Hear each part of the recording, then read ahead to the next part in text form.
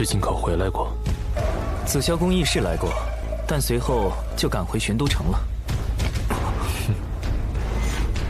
来了。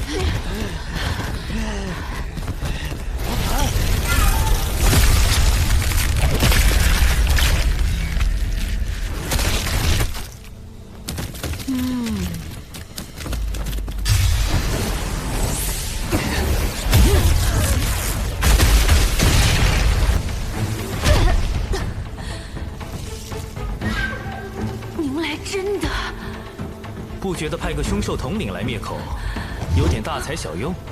你被怀疑了。数次走漏风声这事，应与文静无关。那，帝听，你是不是该给我个解释？解释啥？您是不是误会了？太白金星早就想除掉我了。你这是何意？觉得贫道出卖了灵山，早与太白金星里应外合？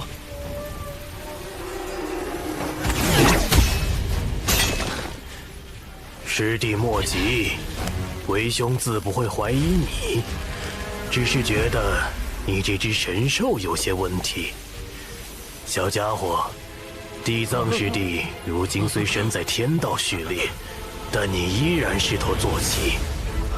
说，太白金星本体藏于何地？我真的不知道啊。是吗？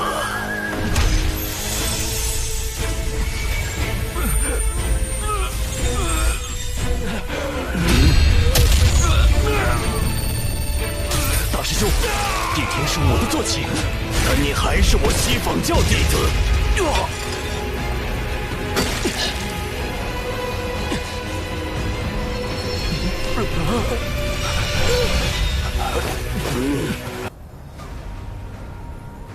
巫妖大战时期，人族被巫妖两族杀至百不存一。那时，人族尚未获得修行之力，为躲避天上的妖族、地上的巫族，不得不躲入地下生活。在那个最黑暗的年代，妖庭得天道护佑，人族反抗妖庭，就是在反抗天道。他们是人，他们都是自上古活下来的人族精锐。当年燧仁兄麾下破开妖族周天大阵，将妖庭打落的最强之军。燧仁兄为了获得与巫妖抗衡的力量，堕入魔道，10万将士追随他一同入魔，10万魔兵鏖战巫族，诛灭妖庭。水神今日究竟为何而来？闪灯，区区一个灵官将罢了。远古时提着一盏棺材灯，四处骗吃骗喝，如今倒是摆起了阐教副教主的架子。红雀妖休得嚣张，贫道今日必收了你！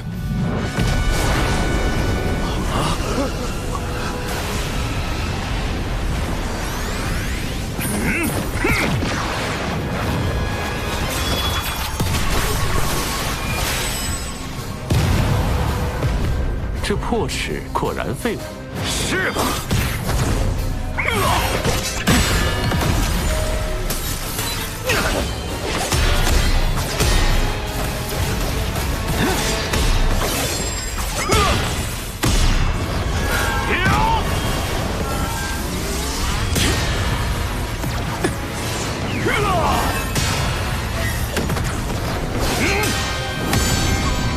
池中环宇，两外乾坤。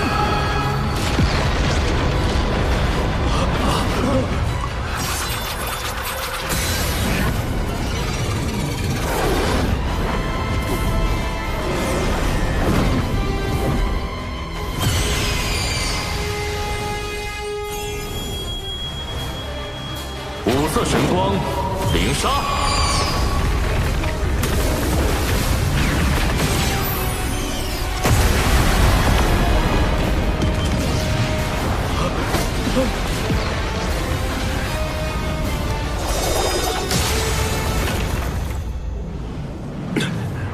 一把破齿，还想伤到本座？孔雀妖，你这是打定主意要投靠人教，不惜与我阐教为敌。阐教好大的威风！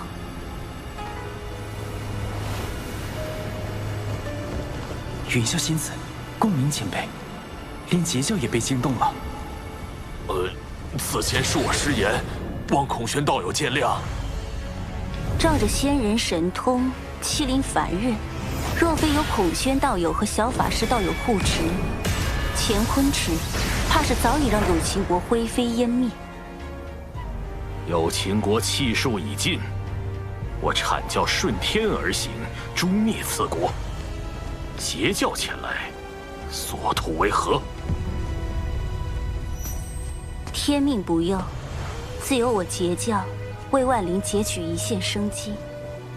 你们这是要反天！燃灯副教主，可还记得天道因何而生？远古龙凤麒麟大战时，三族震碎洪荒，盘古残存在世间的意志，为守护洪荒天地，化作天道，约束众生。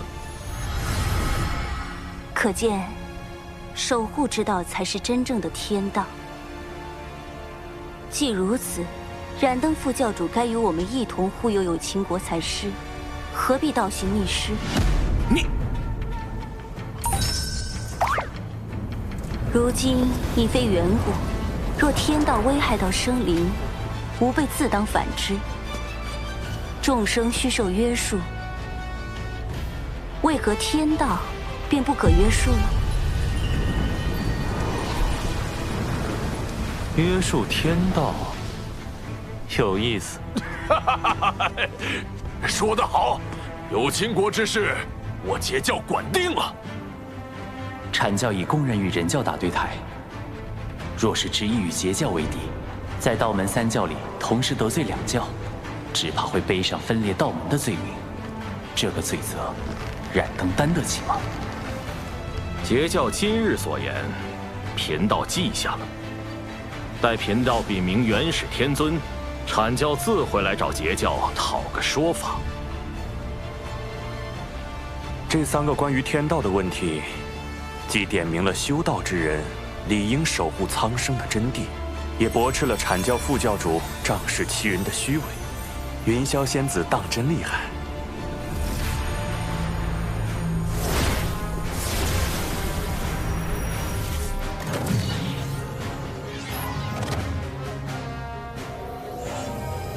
未来封神大劫开启，阐截两教闹翻，燃灯还会用这把乾坤尺偷袭赵公明，绝不能让乾坤尺回到燃灯手里，可又不能因此加剧人教与阐教的矛盾。孔宣道友莫要恼怒，我代燃灯副教主跟你赔个不是，道友万万不可抢走他的乾坤尺啊！本座虽然可以，但没必要。行吧，看在玄都的面子上，再帮你一回。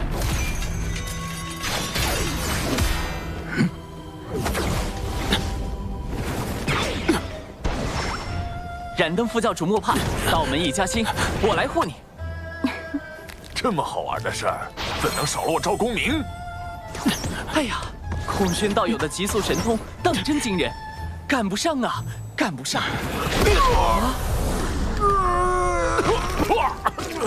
燃灯副教主，你何故伤我？你们几个，够了！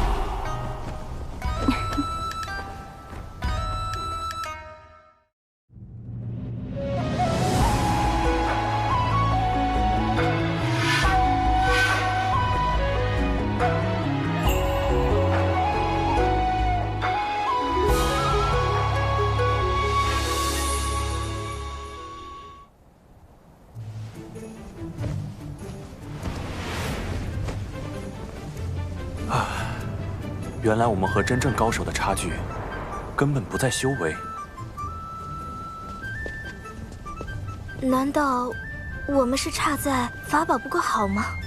不，我说的是谋算之道，以及对脸面的割舍。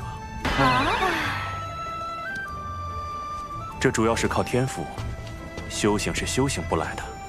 如小法师与公明前辈这般，才是真正的不战而屈人之兵啊！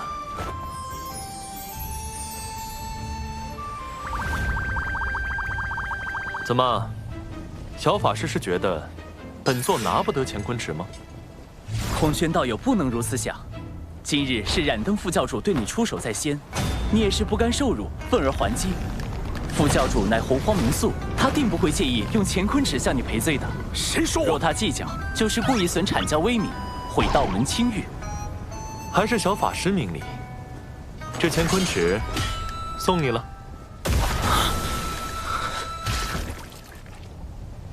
幸得道友信任，我今日便做个合适之人。燃灯副教主与孔宣道友之间的恩怨，就此了断，如何？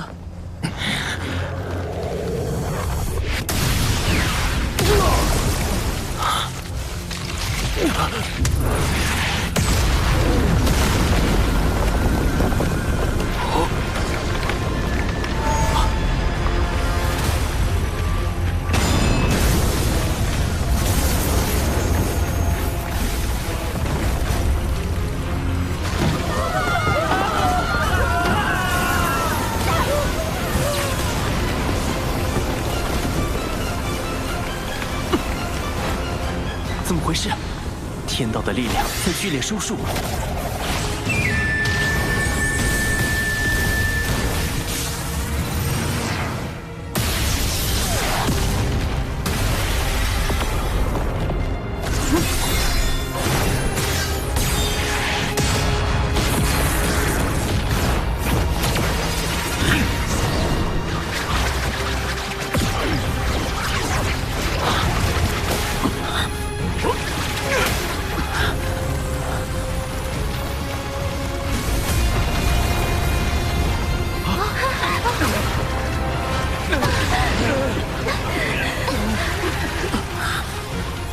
我体内的法力好像不见了，这是天道之力所凝成的枷锁，仙人一旦被它锁死，就会法力尽失。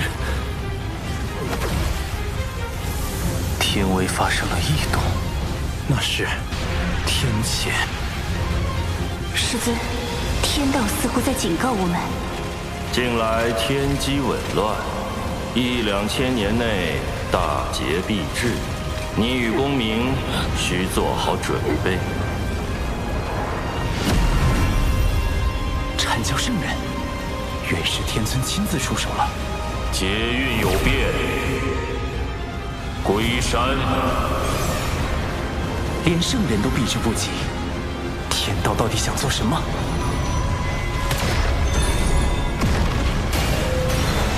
任你机关算尽，有秦国终究在劫难逃。有秦国不过是凡俗一个小国，怎会令天道如此震怒？这个国家非往不可吗？天命所至，必有深意。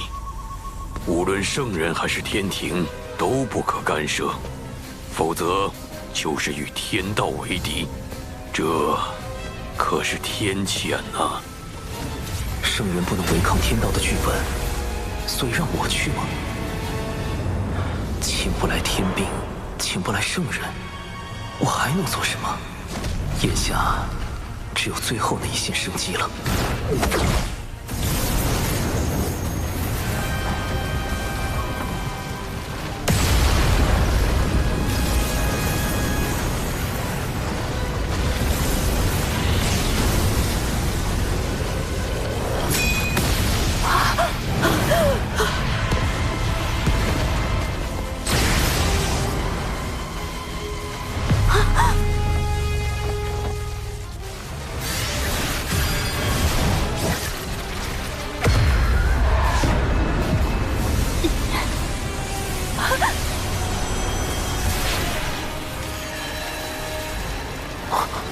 天雷消失了。简迪，你怎么样？有没有受伤？你还怀有身孕啊！简迪生气，他腹中的胎儿就是未来的商国始祖。气，这就是天雷避开简迪的原因。而一个要建立商部落的人，势必不能承袭有情国的国主之位，这也是天道要往有情国的原因。为了开启封神大劫，就要生伤；为了生伤，就可以毁灭一个无辜的国家，杀死无辜的人。这样的天道，还能够阻止他吗？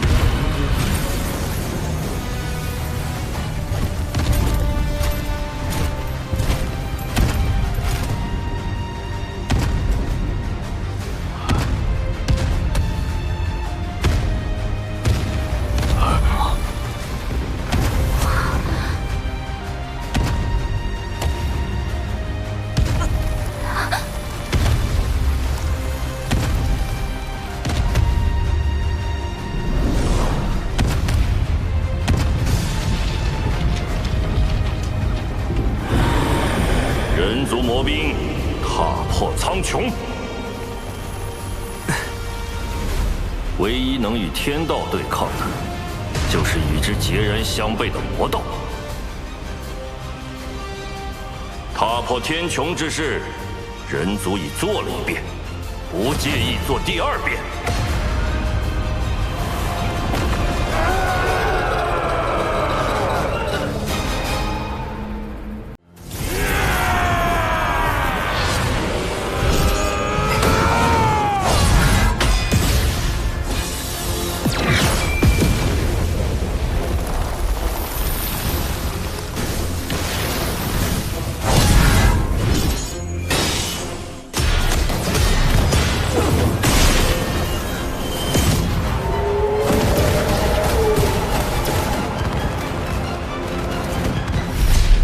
大战过后，10万魔兵只剩下3623人，他们的魂魄受魔气侵蚀，已经失去了一切情绪和感知，只知遵循燧人兄的战斗指令，护卫人族。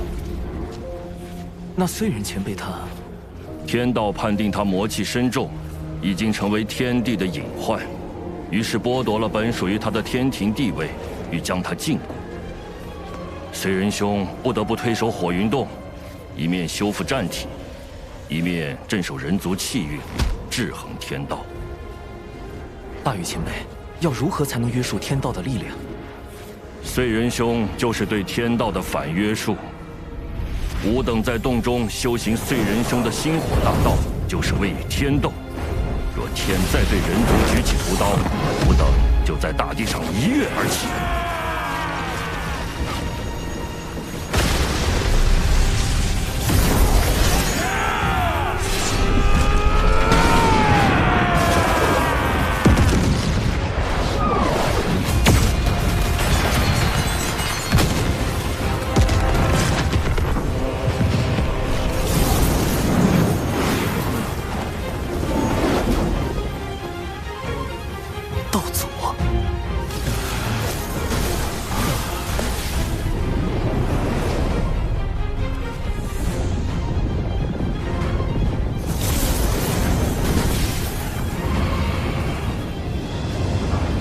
人族魔兵万年不见面了，燧人神伤势如何？不劳挂心，燧人兄托我前来向您问话。人皇虽离开俗世，却容不得人族被随意欺凌。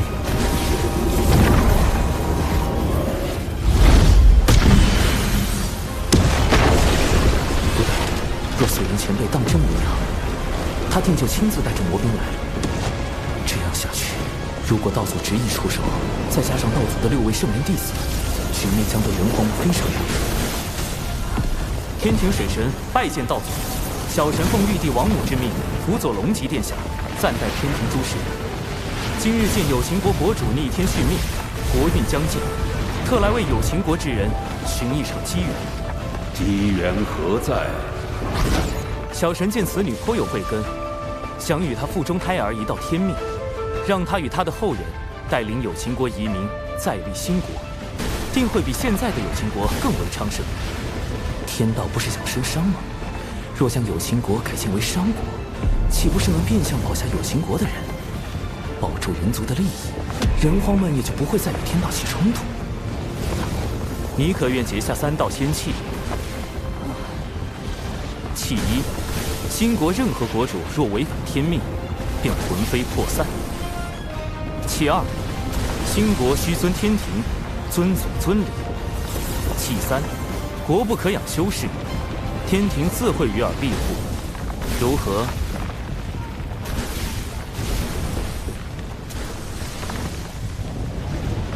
简狄谨遵先人旨意，今日得仙契，护佑我有情国一脉。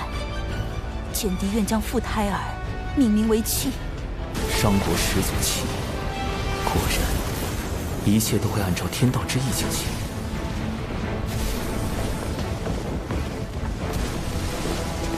小神如此处置，不知是否合适？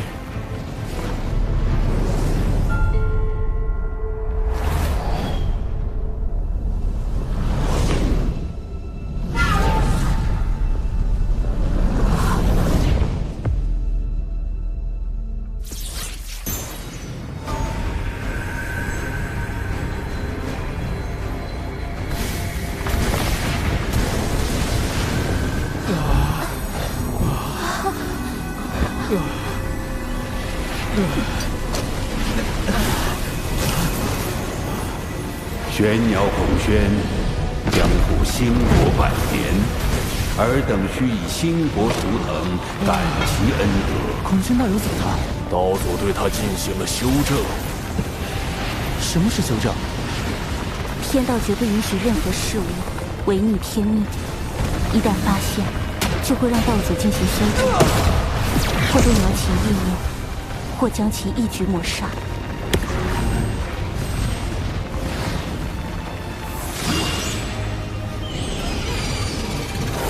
孔宣，带他们向东去。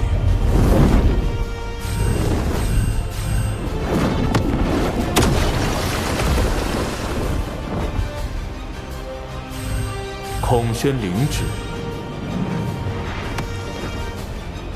所以，是天道让道祖篡改了他们的思维，哪怕是有情国自愿升商也不够，必须得有玄鸟升商。天道就容不得封神大劫的剧本出现丝毫偏差吗？众将听令，收兵回火云洞。长庚，我曾问过你人与天争之事，争有成败，成则改天换地，败则沦为天道掌控洪荒的棋子。如今你应当明白了，人族所面对的是怎样强大的对手，无志不改，此战无休。人族若想强逆天意，除非拥有盘古那样超脱天道的力量，不然终究会被天道所禁锢。可即便是如今洪荒最强的道祖，也必须遵循天道意志行事。只靠力量，真的能胜天吗？长寿师兄，我与父母终会有再见之日，对吗？一定。未来封神大劫开启，商国百姓必会卷入无端战火。我要想助人族避开劫难，往后势必要与天道博弈。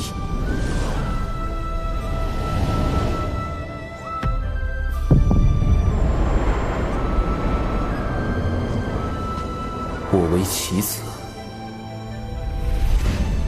亦可为执棋者。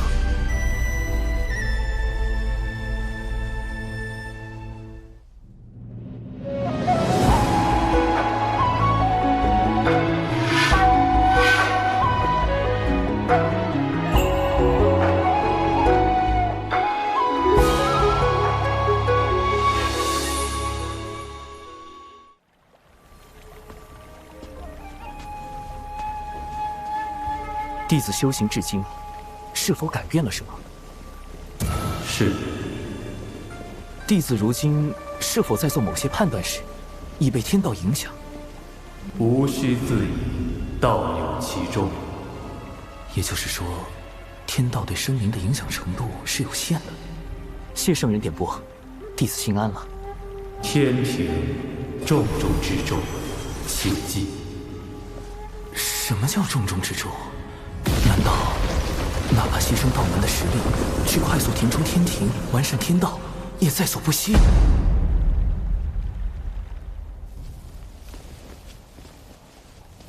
师尊说，今日之后道门将有大劫，只是天机紊乱，师尊也无法窥到大劫的真相。从古至今，劫难来去，早已习惯了。小法师还未经历过大劫吧？一定要小心。大劫来临时，谁都不知道心底泛起的念头是否就是天道作祟，要拉自己入劫。天道为何要降下大劫？天地间的灵气是有限的，随着越来越多生灵开始修行，将灵气化作自身法力，天地灵气濒临枯竭，于是天道降下大劫，强制让生灵将灵气归还给天地。似人族这般，不用灵气修行也可生存，修行也可成为高手，护卫天地的种族，倒是很符合天道的利益需求。人与天均衡发展的办法，或许就在这里。小法师道友，燃灯副教主虽已离开，却不知是否会在暗处设下埋伏，可用我送你回天庭。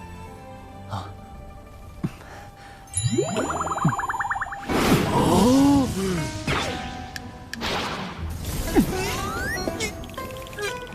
你们这小子当着我的面把水神老弟相救，胆子也太大了，这可不地道啊！水神老弟，你可长点心吧！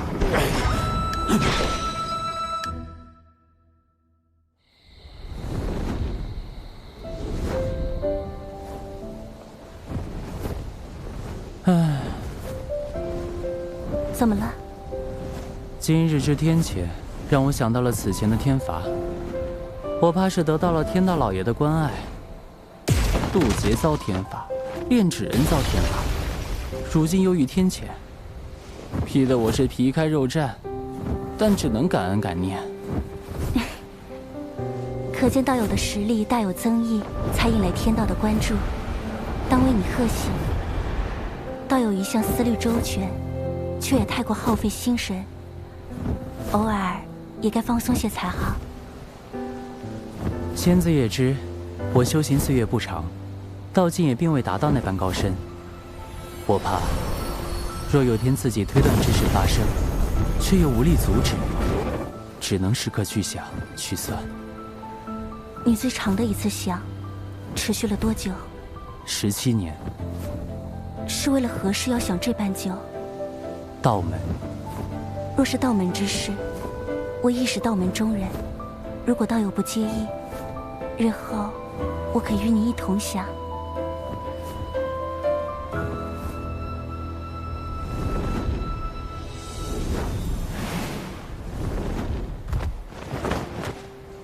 多谢仙子送我这一程。那我这便回三仙岛修行了。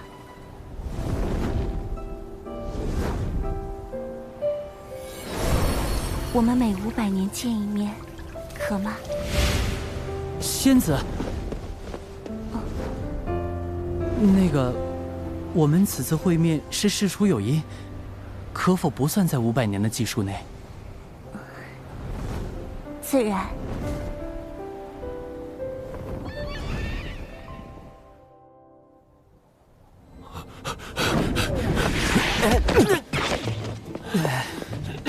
公明前辈，这是作何？水神老弟，你不知道，人教有个小法师又和你抢我大妹，再不抓紧时间找你们天庭的月老帮忙，你可就没戏了。大劫都快到了，现在是在意这个的时候吗？我该怎么跟你解释？那个小法师就是我呀！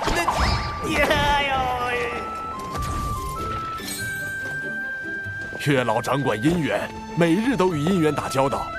这洪荒天地之中，想必没有人比你更懂姻缘之事了。略懂，略懂。他懂啥？他就是被玉帝放在这里看管相思树的，一个几万岁的纯阳天仙，他能懂啥？月老，事情是这样的，让你听我说。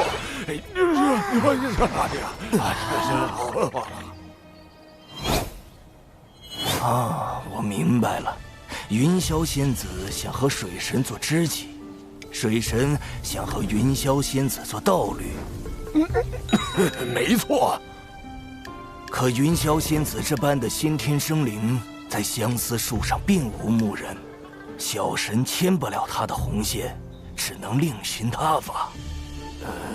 不如让水神给云霄仙子写封信，暗表心意呢。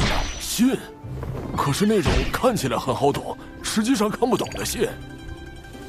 莫非公明前辈收到过这样的信？金光师妹给我写过。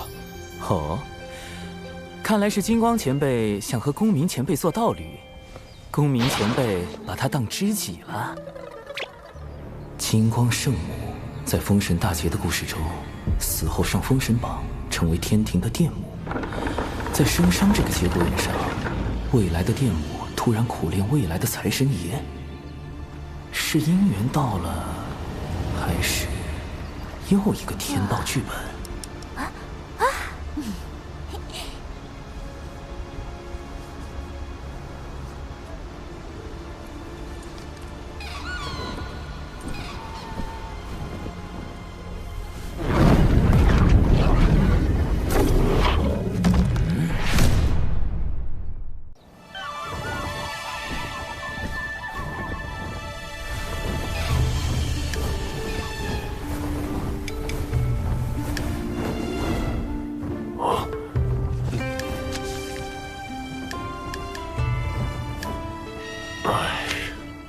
这已是金光师妹最近送来的第3封信了。莫非道友对金光道友无意？我素来将金光师妹当作同门看待，别无他意。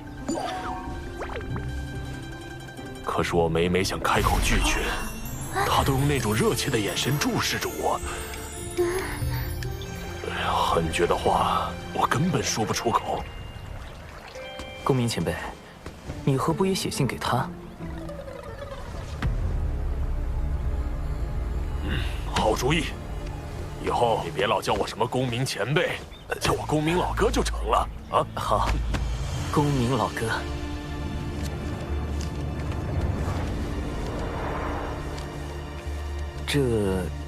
金光前辈，这封信确实是我提议让公明老哥写的，他对你之事颇为烦恼。是我不该纠缠他。不，金光师叔，依我看，公明师叔写此信未必就是拒绝的意思。火灵师侄，火灵圣母，多宝道人之徒，结交3代弟子的翘楚。封神大劫中为报徒弟之仇，与西周经对阵，是引动产劫对峙的关键人物。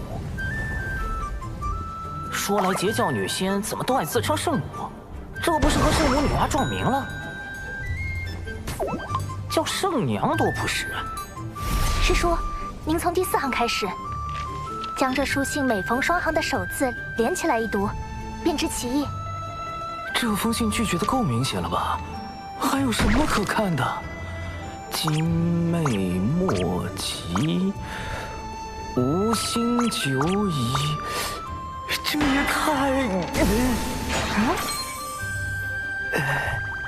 太妙了！他还会写藏头诗，是太牵强了吧？若真是藏头诗，为什么我从第一行就开始藏头？金光再傻也不会信的吧？原是我误解了公明师兄的心意。公明，公明！刚才多谢水神，金光师叔苦情久矣，我实不忍看他黯然神伤。听闻您才智过人，这才将他哄来您这儿，还请您出手相助，一因果，我愿承担。金光前辈竟有你这般挚友，也罢，我可以帮你。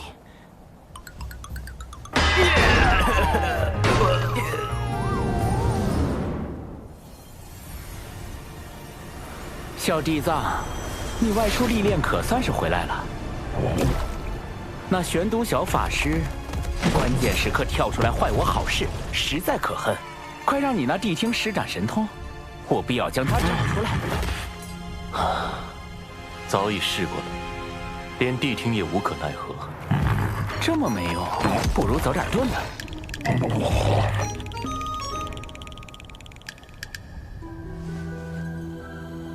今日道门内似有情感纠葛，或有可成之机。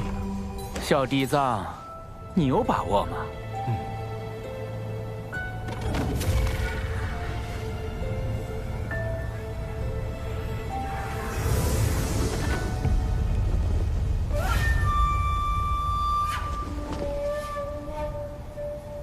哎，听说了没？火灵师姐已经搬去了公明师叔的龙福洞，二人已经……火灵？谁说的？是阐教的黄龙师叔。就是你传的我和火灵师侄在一起了。这简直是危言耸听！我说了，我没说，我就是没说。你们邪教怎么诬赖人呢？一会儿说你说了，一会儿说你没说，恶人露馅了吧？怎么了？这是什么？大师兄，快来呀！邪教欺负龙了！哼，谁还不会摇人了？邪教弟子听令，速来中州集合！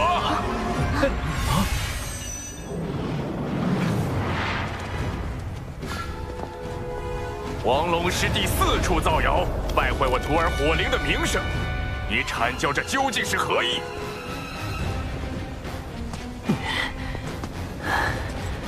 三教同源同流，你辱骂黄龙师弟，可曾念过道门一家？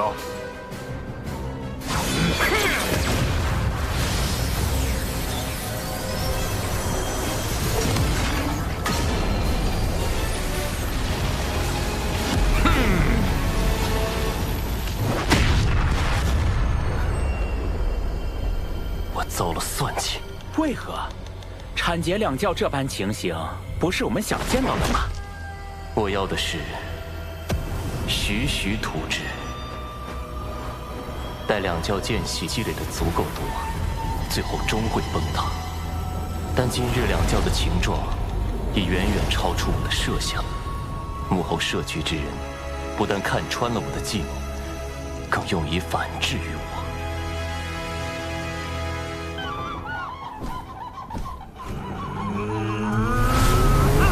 这多宝和广成子演的倒是怪好的嘞。西坊教今日事情闹得那么大，我倒要看看你们要如何收场。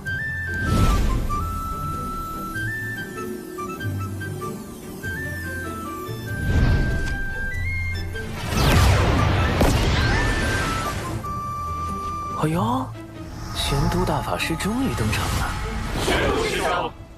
早前闻你两教谣言之事，我便请天庭出面引动天道之力，迎出一面正德碑，可追溯一世之源。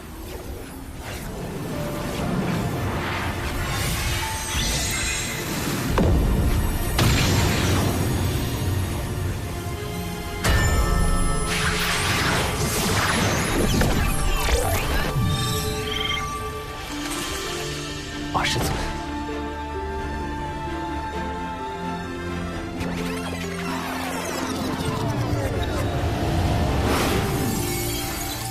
12品功德金莲，是西方教在替此人遮掩。截教众仙听令，阐教众仙听令，随我逼上灵山。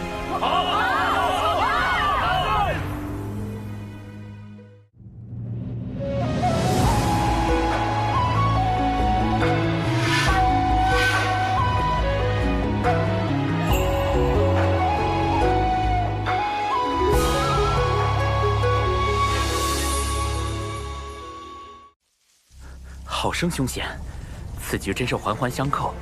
小嫡藏虽及时返回求援二教主，躲过正德碑之计，但这逼上灵山的算计根本避无可避，怎么办？西方教能主事的，给贫道出来！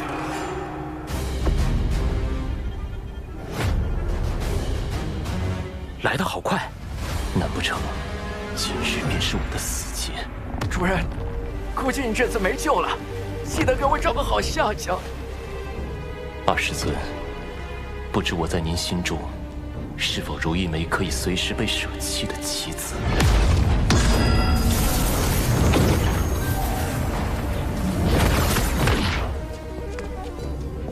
诸位道友，如此兴师动众，不知有何指教？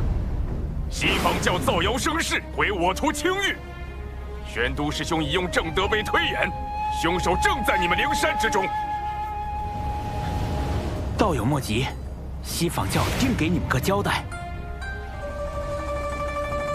你们之中谁做了此事？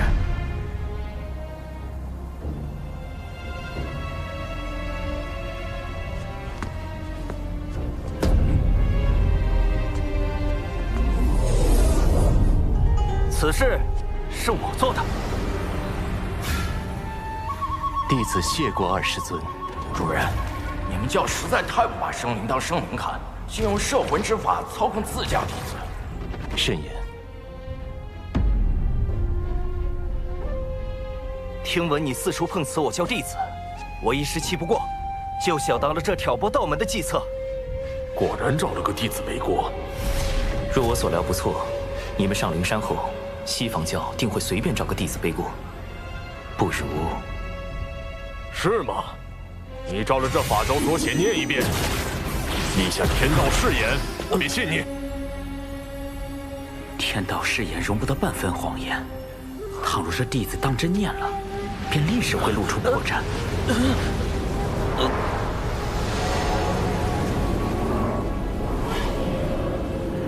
用天道誓言令西方教陷入两难，水山老弟，妙啊！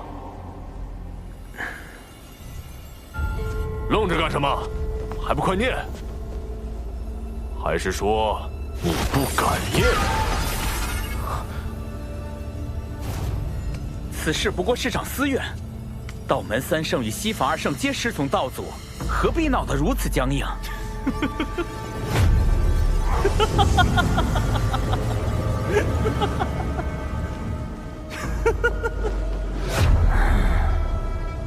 西方教真是厉害，我们讲道理，你们就说面皮；我们说面皮，你们又开始讲感情。合着无论怎么说，都是我道门恃强凌弱呗。既如此，我等便认了。今日过来就是捏你们这些软柿子，不服就打，服就憋着。哦，他就是太乙真人，真阴阳怪气大师，一开口就能气死人。也不知未来哪吒是怎么忍受这个师傅的。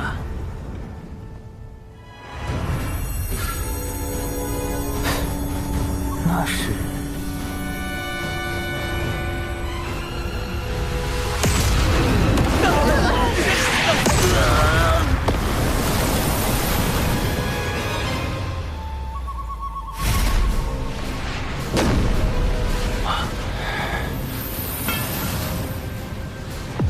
缘起缘落，自有缘法；既有前因，自生后果。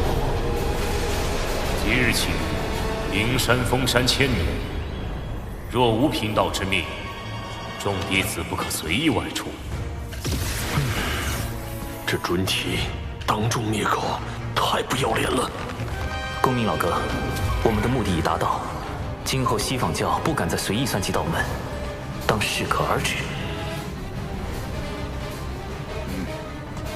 今日因果已了，我等就此告退。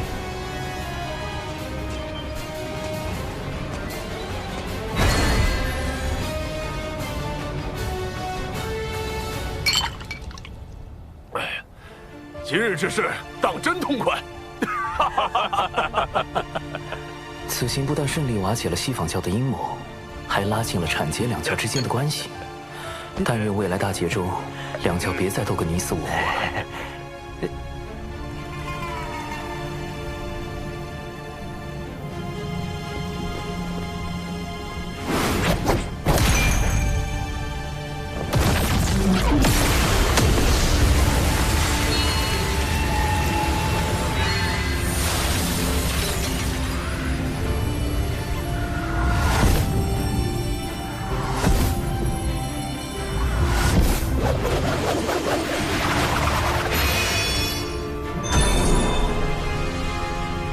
太极图，是太清圣人在为此人遮掩。你在明，他在暗，是故你败，他胜。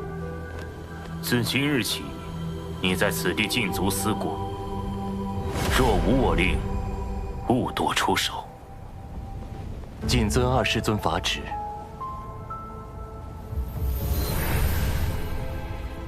主人，你知道幕后主使是谁了？拥有如此过人的智计，能躲过你的心生探查，背后又有太清圣人替他遮掩。放眼整个洪荒，除了水神，还能有谁？主人，你在害怕？我没有。若此次当真是他所谋划，那我也不算败得太冤。算计不过就算计不过，你何必嘴硬？急了，心境乱了，全是破绽。水神，下一次交锋可没有那么简单了。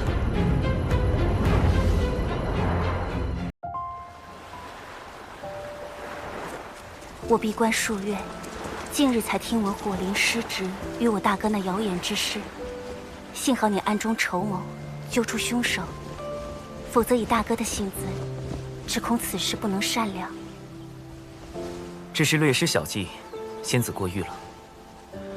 阐节关系虽略有缓和，但阐节相争的未来究竟能否被改变？两教相争是必然之举，还是这结果只是天道想促成的？纷争平息，你怎么还如此心事重重？我在想，天道之下，生灵是否有选择的余地？是不是生在这天地间，就逃不开天道的掌控？倘若有一日，我又逆势而为，又当如何？大道无时，天眼四九，遁去其一。此一不为天道所掌控，便是变数。可谁能保证，在每件事中，自己都能成为突破天道界限的那个变数呢？你可还记得我结交的教义？为万灵截取一线生机。你性子中总喜欢稳妥，以至于对旁人都难以完全信任。但有时，这一线生机，并不会印在自己身上。师尊常教导我们，互帮互助，有难同度。能用重力，则无敌于天下；能用重智，则无畏于圣人。我懂了。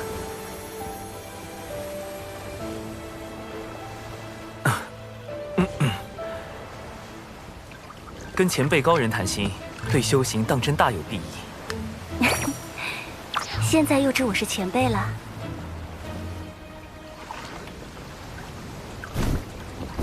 我之所求，将来必与天道大事相宜，必要做好万全准备。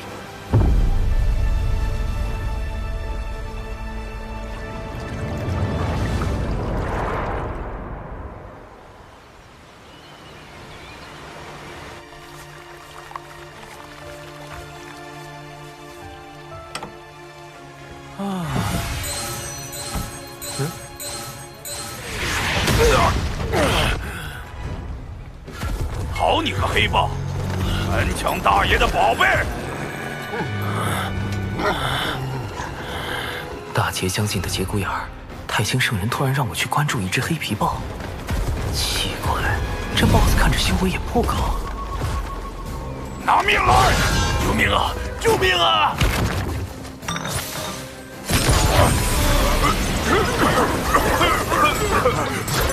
离火为引，赤焰化蛇。去！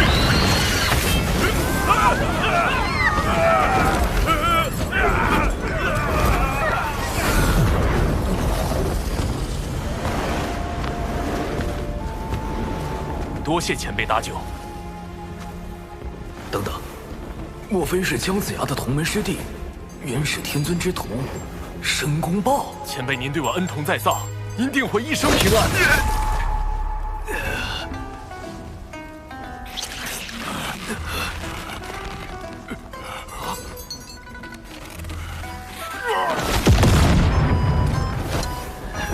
这只大妖不过天仙境，竟然没死，而我竟没察觉到他的偷袭，就像神识被蒙蔽了一般。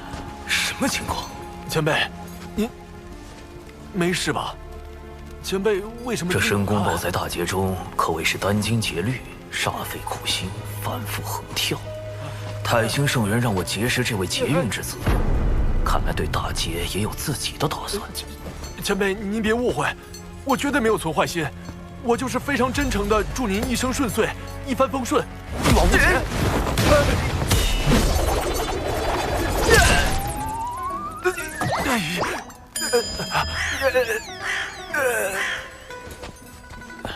前辈，你还好吧？申公豹这嘴是开了光了吧？不过，倒是可以利用利用。一点小伤，不碍事。我只是觉得你这只妖颇为有趣。妖庭大兴在即，正需要你这样的良才。您是妖庭的人？我留些丹药给你，你且在此地好生养伤，往后自会有你发光发热之处。前辈可否留一名号？贫道本自清修客，少问世事驾闲鹤，你就称我陆鸦便是。妖庭，陆鸦，莫非您是？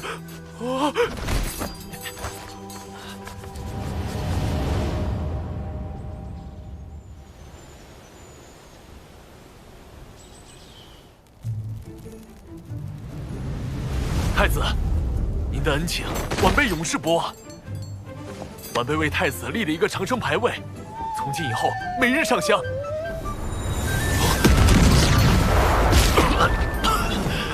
气息怎么突然走差了？愿您能万事顺遂，妖庭还要靠您振兴呢。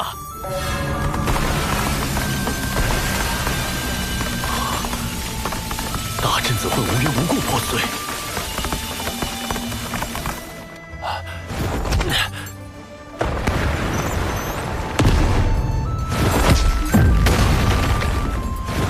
我既没亏气运，也没欠功德，这绝非巧合。究竟是谁要害我？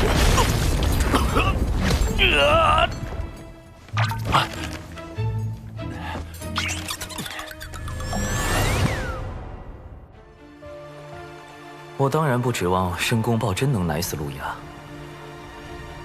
不过倒是刚好借此试探一波天道。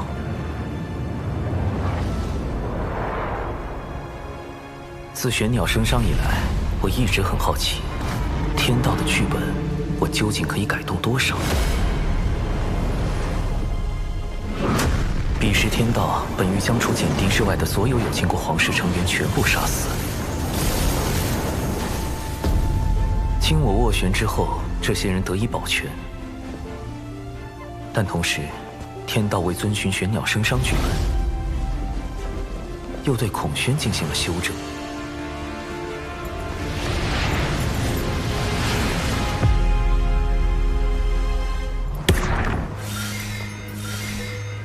天道剧本之下，究竟哪些事情是可以改动的，哪些事情又是不能改动的？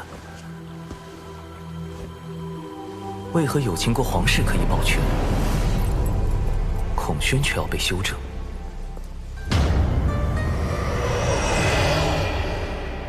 在改动天道剧本与遵循天道剧本之间，必定存在偏差率。如果能推导出这个偏差率的精确数值，我就有了更多的可操作空间，尽可能的救下更多的人。而陆压这个封神大劫期间的截教头号死敌，将是我计算偏差率的第一只小白鼠。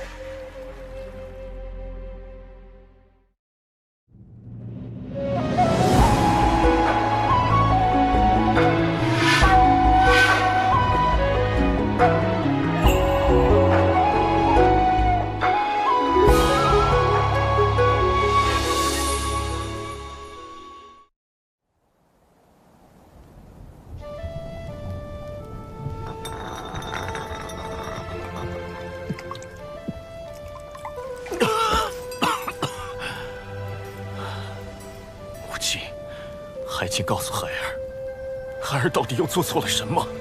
天要如此亡我？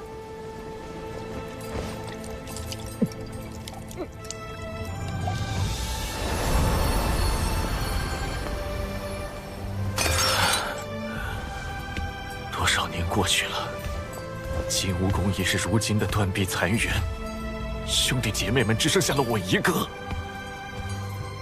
出自汤谷兮。漫天游，归于于渊兮，欲甘渊。唉。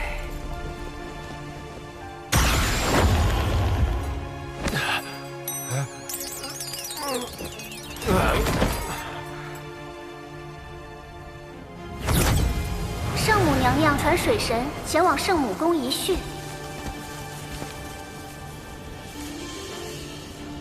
让黑豹对陆压行诅咒之事，可是你的算计？陆压多番谋害玉帝陛下，已成天庭心腹大患，小生不得已才暗中出手。我答应过他母亲羲和，要保他性命。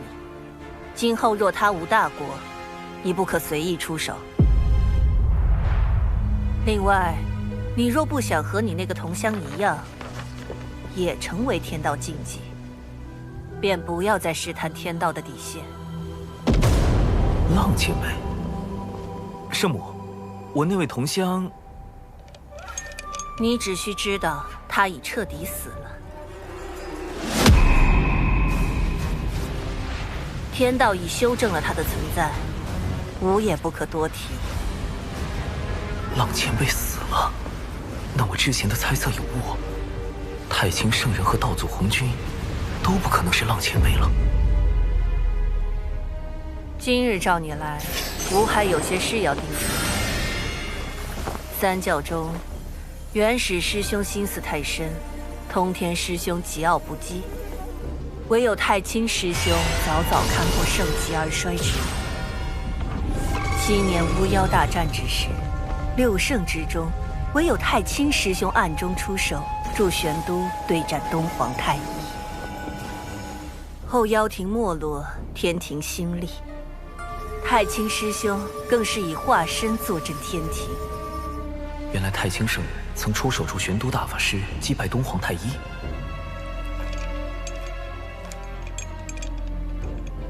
等等，大德后土是不是也说过？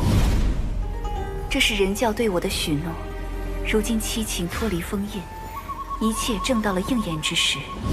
人教的许诺，莫非也与太清圣人有关？他竟暗中做了那么多，看来我此前猜测的没错。太清圣人也不愿意看到道门内战，他的计划与我在大劫中捞人的计划并不冲突。多谢圣母指点。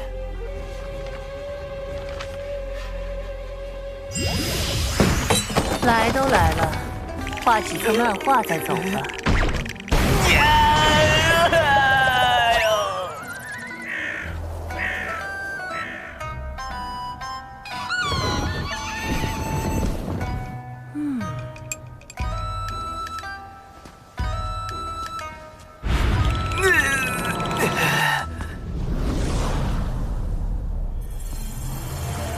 显然陆压还不能提前死，但要计算天道偏差率，样本数据还不够多，尚需10日。眼下，先从试探公明老哥入手。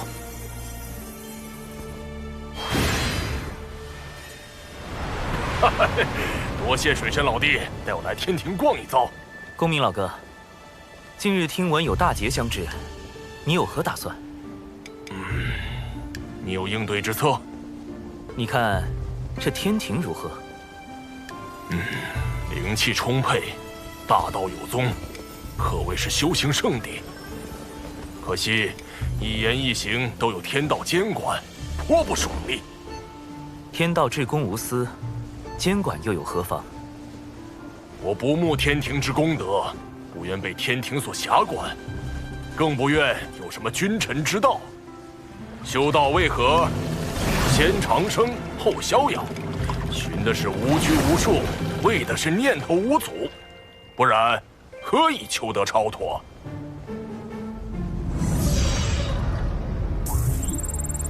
果然，通过让公明前辈加入天庭躲避封神大劫的法子不好使啊！云霄仙子，公明老哥，我究竟怎样才能救下你们？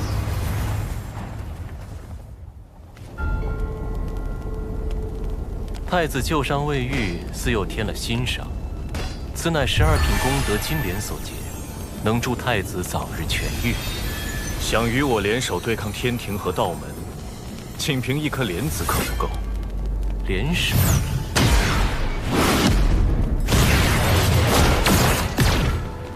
我要的是妖族听命于我，令行禁止，不可违抗。妖帝印玺，此物怎会在你手中？2位妖皇陨落后，妖帝印玺随之隐没魂荒，贫道费了好些功夫才寻到。太子若能让妖族听命于我，无论最后成或不成，此物送归太子，如何？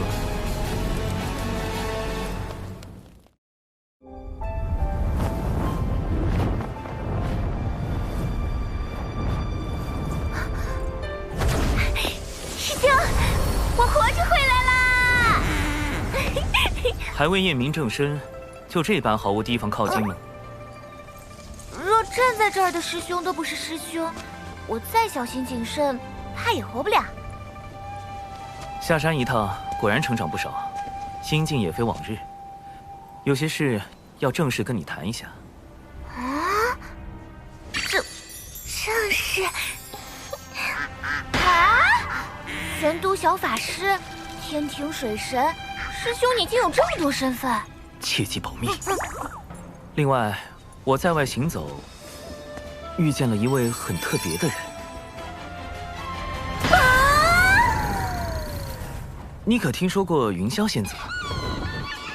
截教云霄，先天生灵，天地大能。师兄，你和云霄仙子，你为什么？明明是我先。此事解释起来十分复杂，你可以理解为，云霄仙子与我因某些事有了交集，后来又经历了一些事，我们之间的关系比以往更近了一步。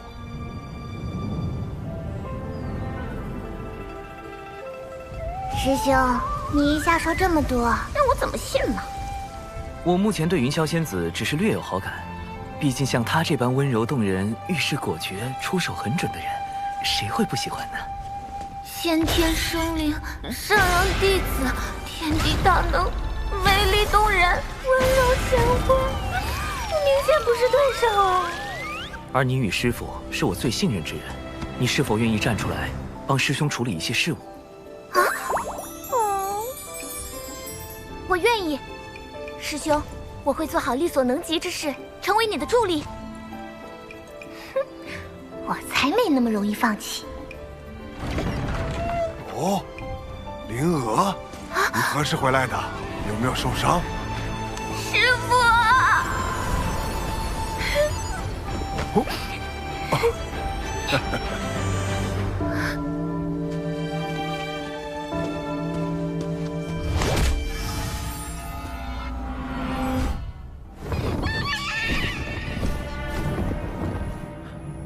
丘狐族又来找茬。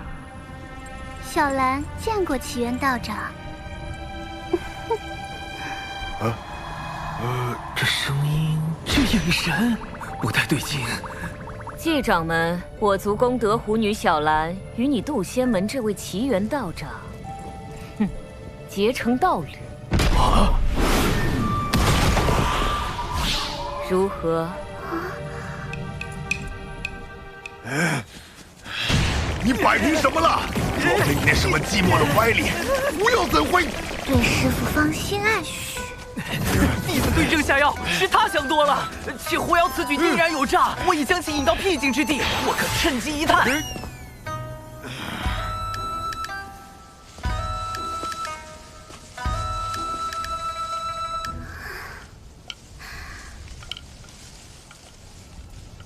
道长一刻也不想见我吗？自上次一别，奴家每次闭眼，脑中便是你。年复一年，奴家对你早已情根深重。他好像真被师兄忽悠疯了。你这逆徒，老道我！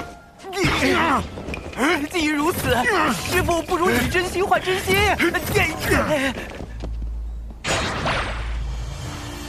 师兄，你真相信狐妖看上师傅了？非也，此乃狐妖之套路，先忽悠仇敌爱上自己，再翻脸羞辱，以此来报复。蓝道友，可武完了？师傅，鼻子，鼻子。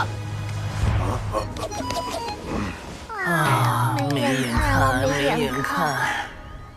狐妖路子这么野，师傅能稳住吗？或许能撑3个时辰。道长，我来帮你疗伤。使不得。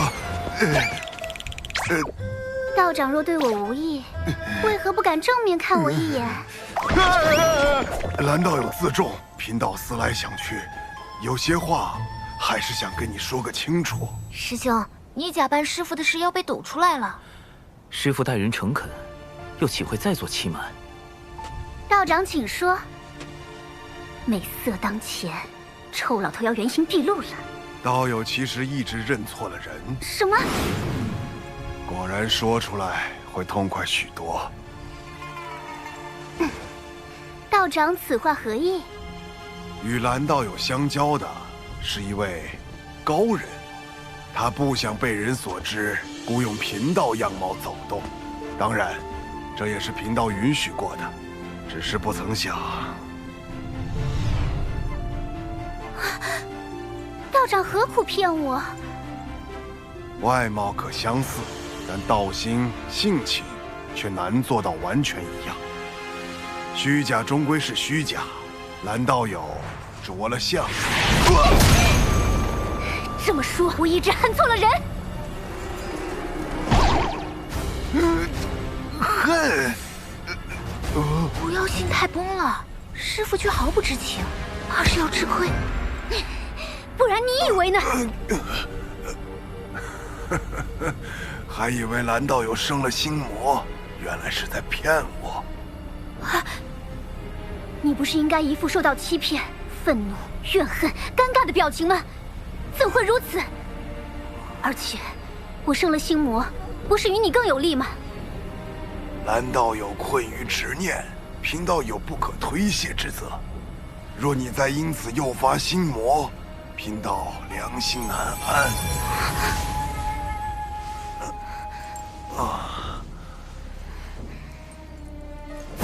顶替你样貌之人是谁？事关高人安危，贫道宁死也不会说。蓝道友心中不忿，不若在贫道身上出几口恶气。你，冤有头债有主，既然不是你，我打你做甚？真诚克腹黑，果然是万年不变的定力。出来吧。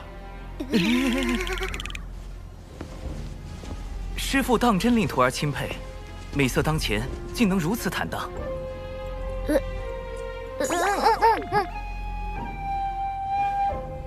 长寿，你随为师走走吧。师兄保重。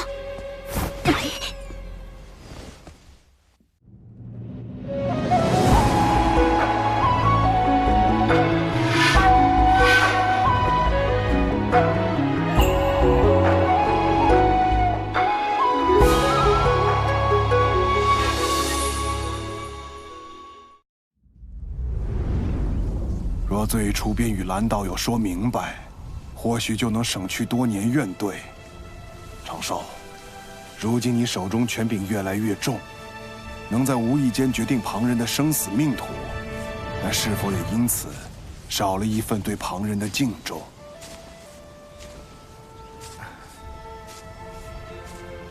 为师已教不了你修行，道理也不如你懂得多。为师知你心底有一份正直所在，只是习惯了稳妥。但因果轮回，一饮一啄，若忽略这般因果，怕是会为你前路埋下隐患。师父，弟子……这算是蓝道友之事对你的惩戒。以后你也是天庭1号大人物，为师也不能随意教训你喽。敬重之心，因果轮回。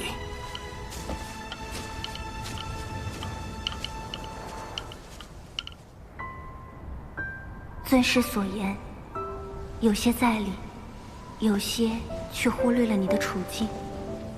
你发自微弱，又过早参与大教之争。若不遮掩形貌活动，早就身死道乡。处置狐妖时，于你而言，本就是两难。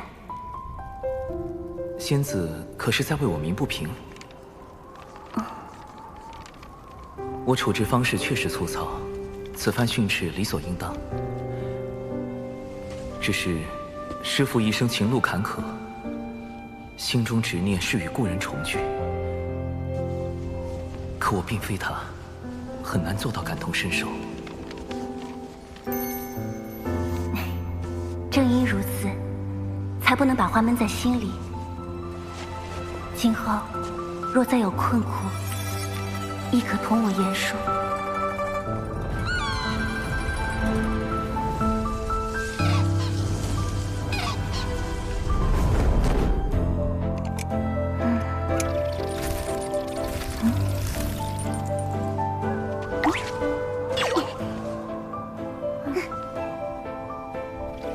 大姐如今可有动心？何谓动心？就是心底总有个念想，时时刻刻都会想起一个人，连大道之中也可见此人踪影。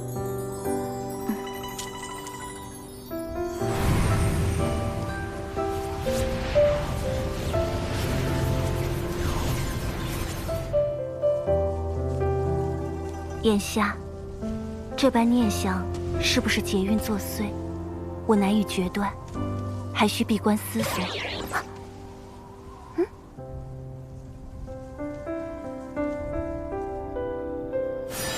水神，奇缘道友出事了。孽缘线。水神大人，您定要相信小神。奇缘道友乃是您的至交好友，小神怎敢给他随意安排姻缘？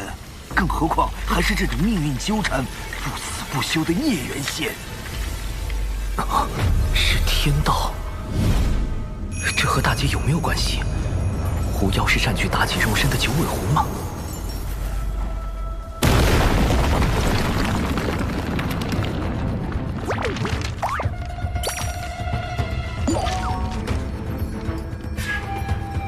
虚假终归是虚假，外有慧而心无恙，亦可修得无上果。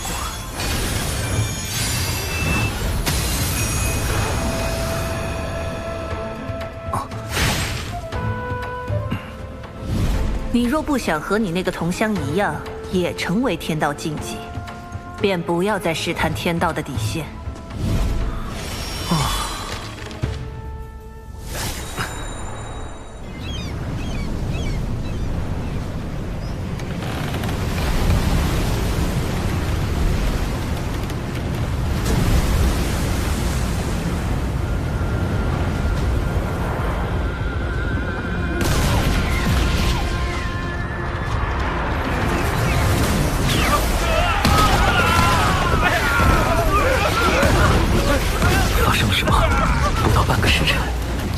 162座海神教势力范围的城池遭到妖族袭击，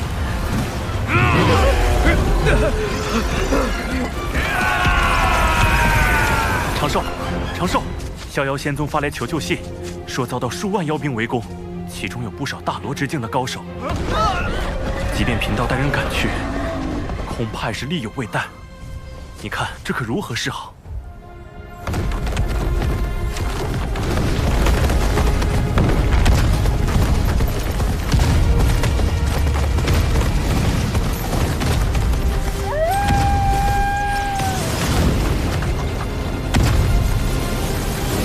掌门，渡仙门外也有一批妖兵，数量不下10万之众。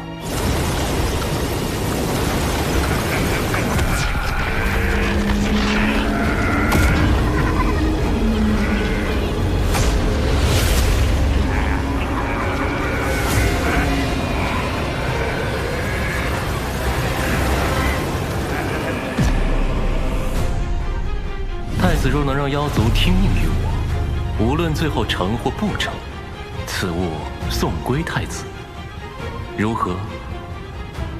殿下，先帝便是以此印玺号令百族，若您拿回此物，必能得到北周那批高手的支持。他们都曾追随先帝，实力不亚于当初的10大妖帅。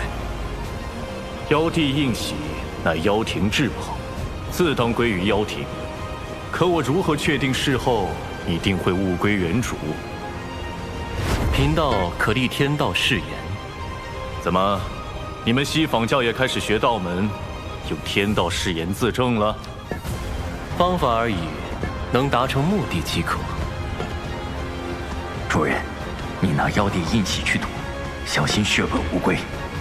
这一次我有17层算计，看水神如何赢我。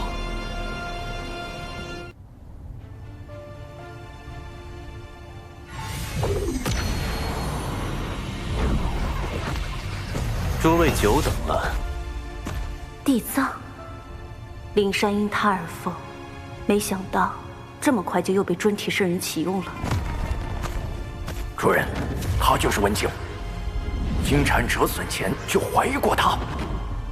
往后见我，不必行跪拜之礼，请起。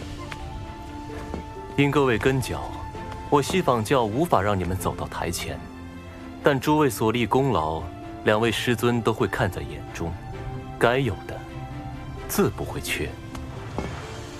不知大人有何吩咐？谛听日前获悉，水神极有可能出自人教仙宗，但人教仙宗共有6家。文静，你觉得若对人教仙宗发难，逼水神现身，选哪家较为合适？那自然是要选道成最多的那个逍遥仙宗。但水神绝非一羽之辈，他那灵爆秘法，委实有些吓人。此次围攻的是人教仙宗，他若用灵爆秘法，岂非自毁城墙？大人所言极是。你我在此商讨时，贫道的算计便已开始。妖庭的妖兵作为先锋军，分往3处袭击，各位只需在此静候指示即可。这个地藏下手好快。水神，是你让我折服的，不是我不给你传消息。你可千万别怪我。主人，这个文静一直在心里嗡嗡嗡个不停，肯定一肚子坏水。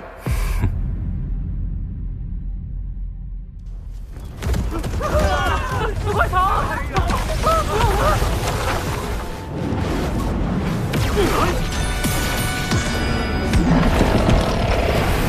水神，你再不现身，我们就将此地夷为平地！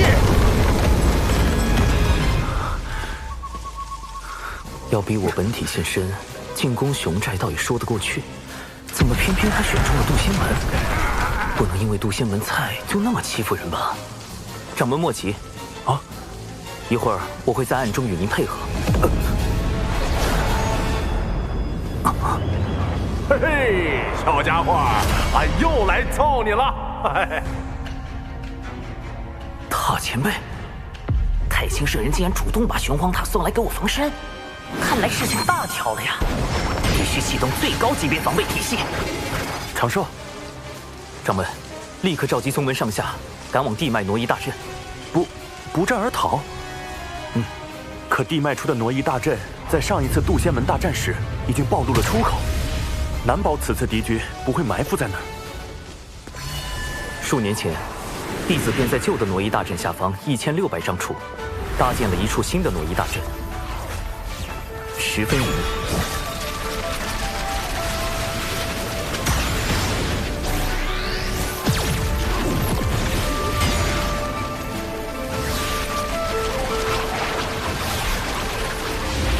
掌门速带人前去，逍遥仙宗和这里的事情交给我。这次就全仰仗长寿你了。天子纸人军团开启熊寨紧急联络通道，神字纸人军团求援多宝道人。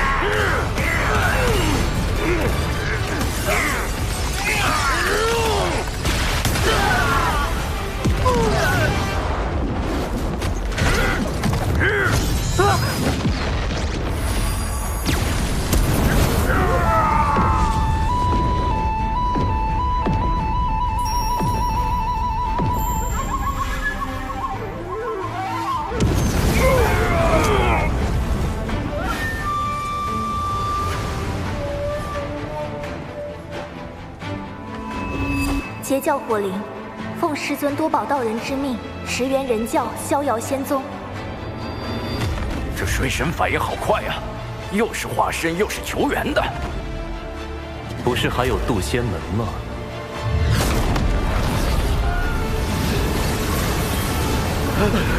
快，让他们跑了！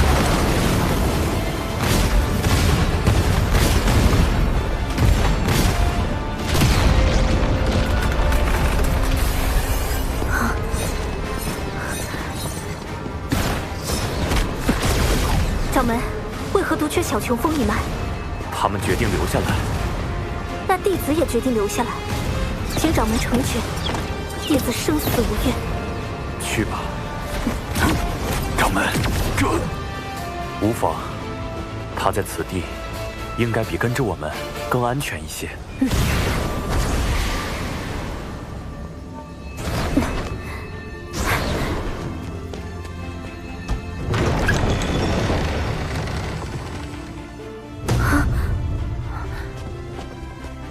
奇缘世书，究竟是有情师妹，有些事情还不方便告知他们。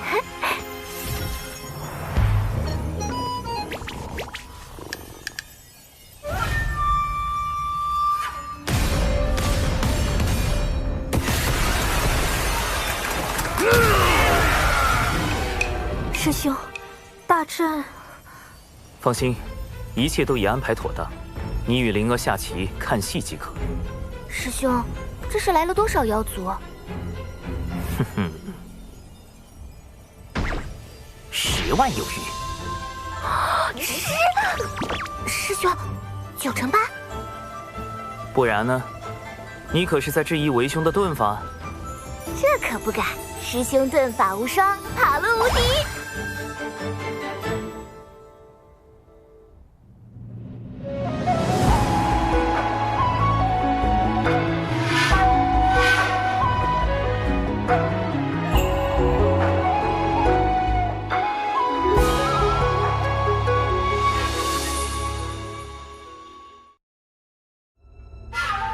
来晚了，他们跑光了。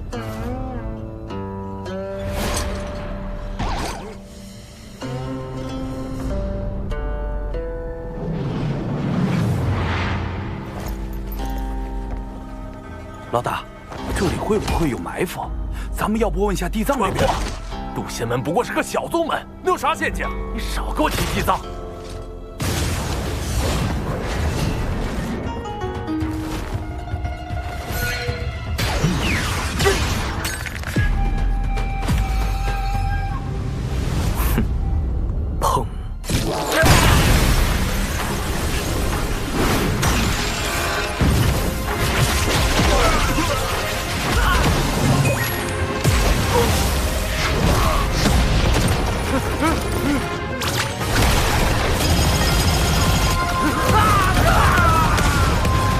10万妖兵来了，就别想再走。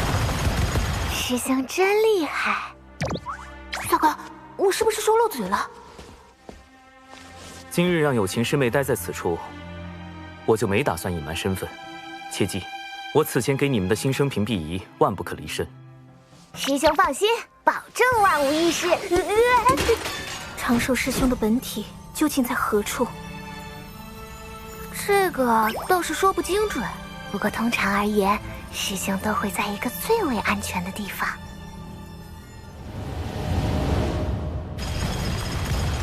各位莫怕，贫道只不过是天庭文官，并非武将。平日里只是擅长一些撒豆成兵之术，各类符阵以及各种毒丹而已。冲啊！四连符阵，镜子迷宫。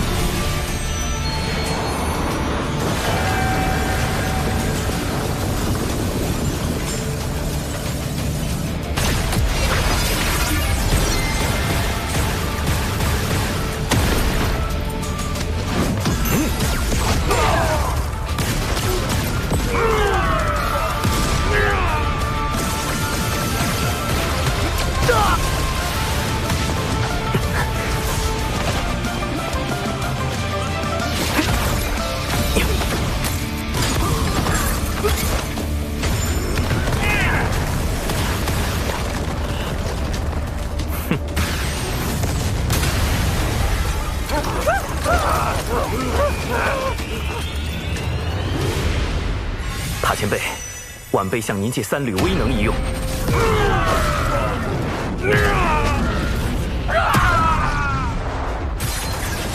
这样一来就能混淆视听，不会暴露我的根脚。这小子，你心眼子也太多了。说好的天庭文官不善武力呢？你这卑鄙无耻之徒！尔等不过是上古败犬，今日竟还敢在此嘤嘤狂吠！我从未见过有如此厚颜无耻之妖。你，水神，你一意孤行，若人妖两族再度大战，此间因果你当一力背负。妖族并非人族之敌，大德大慈的圣母女娲便曾是妖族客卿。只有那些将生灵视为草芥的邪恶生灵，才是全洪荒生灵之敌。怎么感觉水神说的好有道理？不要听他乱说，冲！哎妈，太弱了！这群家伙没吃饭呢，那感觉被他们打，完全就是爬宝界的耻辱啊！地藏派妖兵来送死，恐怕另有用意。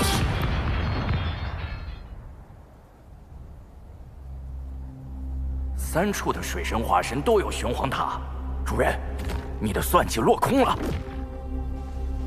只是第1重罢了。文静，你对眼下局势怎么看？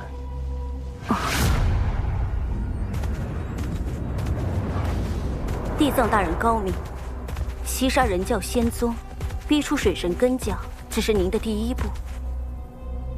您真正的目的是想令妖庭为道门仇视，四处树敌，最终不得不投向咱们西坊教。哦，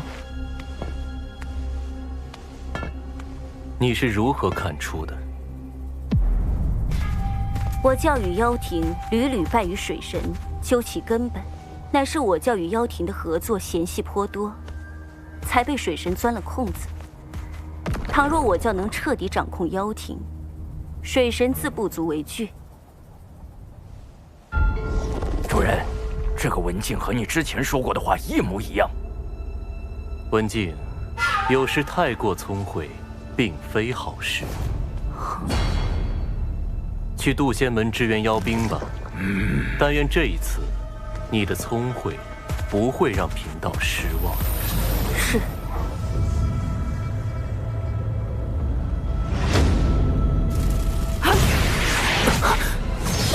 精于结界。机令妖族投向西方教。不愧是地藏。文静，稍后你配合我。唉，师兄这么一笑，肯定有人要被安排了。今日竟有这么多的妖兵，那位道友果不欺我，当真有大量功德送上门来。那位道友，你什么意思？今日之事，不是只有地藏大人知道吗？难道水神和地藏是一伙的？你们一定是误会地藏大人了。哎呀，被你们发现了！为地藏道友考虑，我今日是绝不能放过你们了。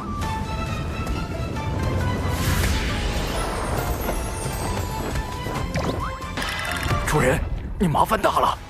天庭水神长庚以神权宝器为令，命天兵天将包围此地，莫要放走一妖。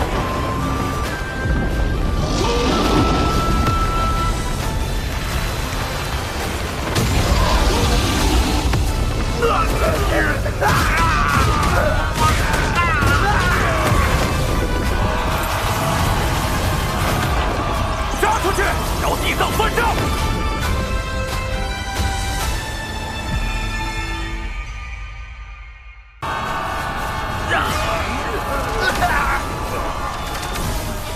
这个地藏不仅与水神早有勾结，如今还想要杀妖灭口，这口恶气我们岂能放下？兄弟们，杀出去，找地藏算账！杀出去！杀出去！杀出去！找地藏算账！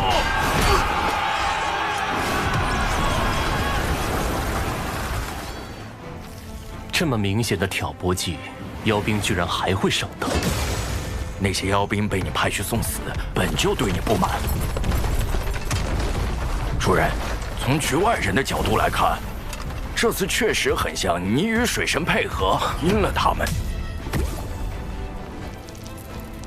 快，通知文静，千万不要自作主张去接击那些逃走的妖兵。只要这些妖兵不死，我的第三重算计就能铺开，定能试探到水神的根脚。此局就还不算输。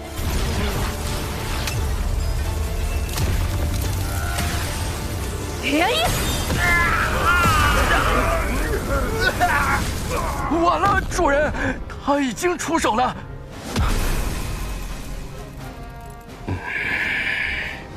咱们擅自做主，杀了这些妖兵，会不会不妥？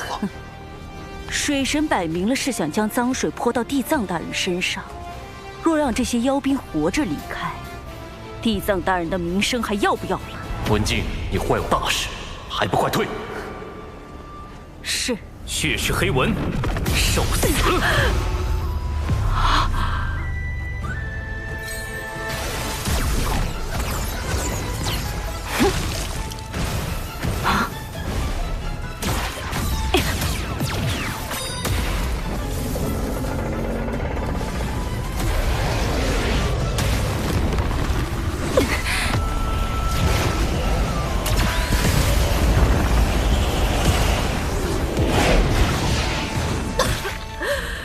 水神大人，虽然知道是在演戏，但你下手也太狠了吧！更狠的还在后面。至人灵爆阵，核爆起！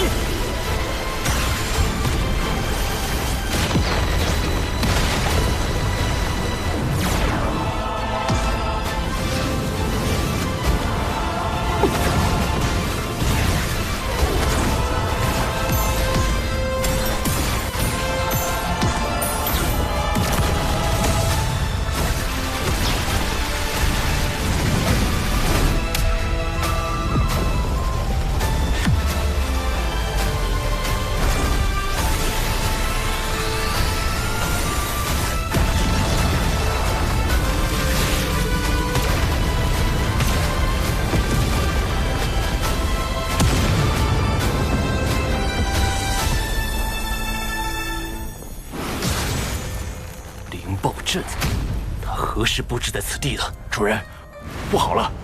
刚有妖族大能在北周现踪，已扬言要找你算账。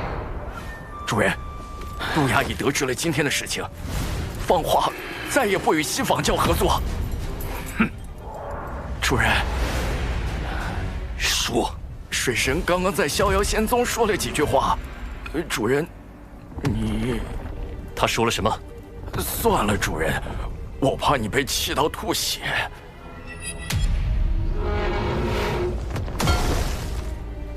说，他说：“各位谬赞了，我此前绝对未得到西仿教地藏提前通风报谢，只是与他大概算理相当，惺惺相惜。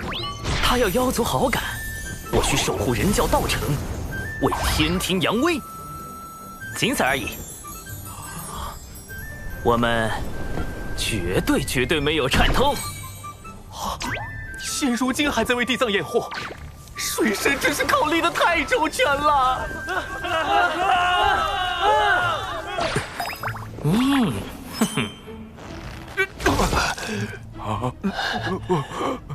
杀人诛心，杀人诛心呐！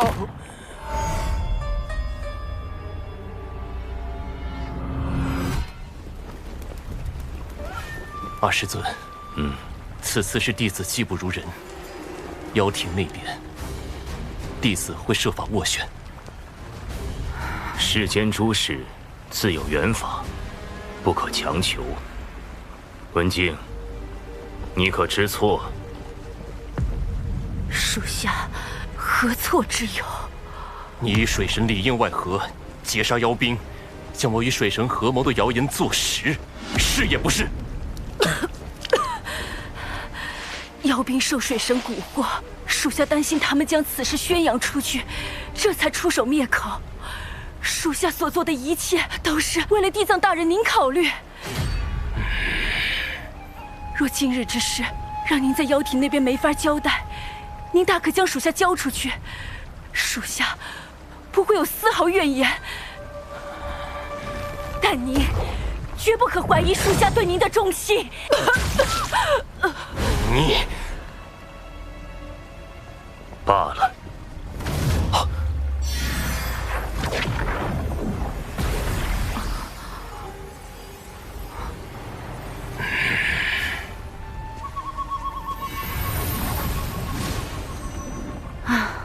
这水神倒也真够厉害的，要不是我受了那么重的伤，再加上他让我按他教的话说，这回恐怕很难摆脱西仿教的怀疑，可算是逃过一劫。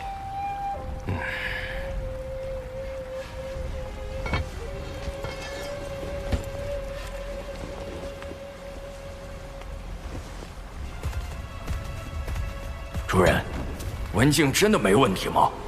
我看不出一丝破绽，那就是没问题的意思喽。没有破绽，往往有两个可能：一是真的，二是装的，且装得天衣无缝。我希望答案是前者，若是后者，水神的智谋已到了极高的境界，我西仿教只恐……唉。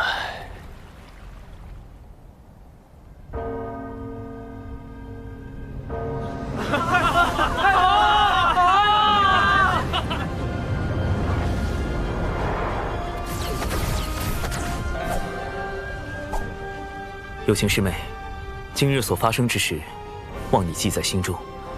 日后，我自会为你安排一条明路。玄雅定不负师兄期望。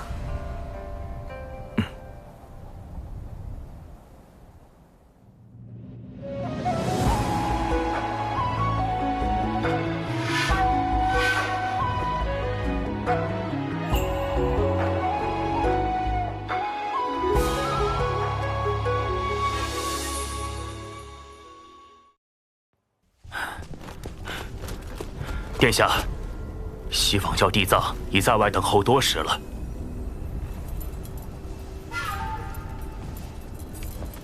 哼！为了这枚妖帝印玺，我妖庭折损了多少妖兵？你去告诉地藏，妖庭不会再与西仿教合作。殿下，如此，不是正中那水神的挑拨之计？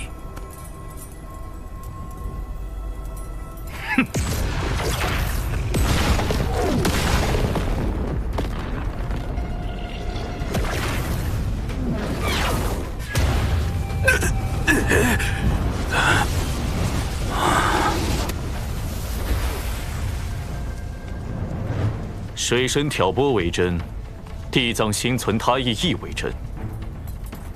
否则，他为何会派妖兵充当先锋军？看在妖帝应喜的份上，我暂且不追究地藏之责。但那劫杀我妖兵的血赤黑纹，最好一辈子别出门，否则我妖庭定将他碎尸万段。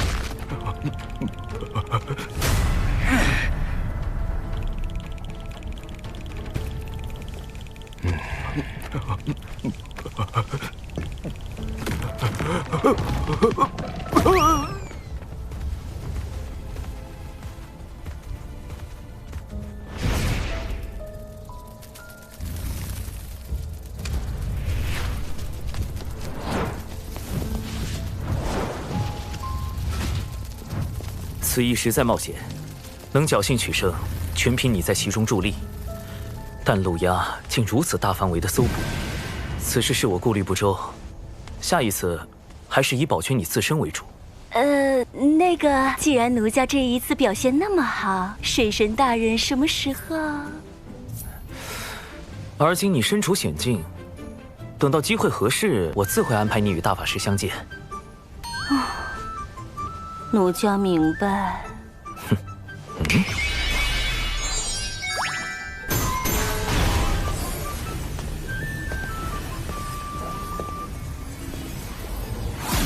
此物唤作周边，也叫谷子，乃是我老家的一种信物。好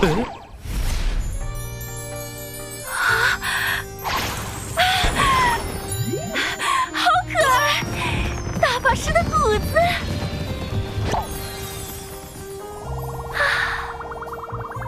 奴家谢过水神大人。谷子，谷子。文静这边终于安置妥当了。渡仙门一役，小琼峰虽然没有受到波及，但仍需升级防护措施。又到了喜闻乐见的小琼峰基建环节。我宣布，小琼峰2期改造工程开工。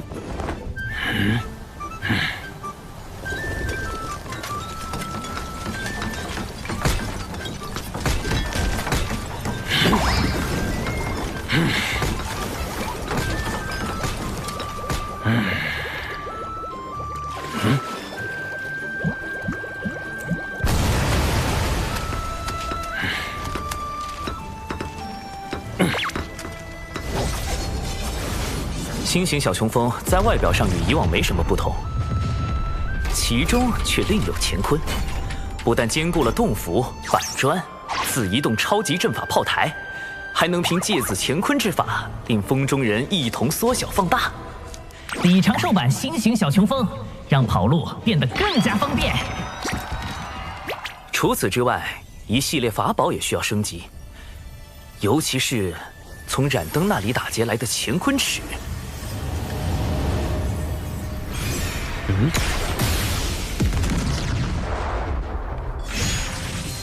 哇！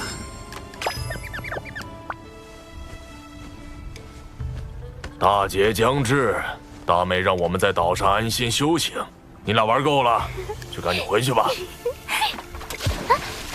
大劫都还没影呢，怕什么呀？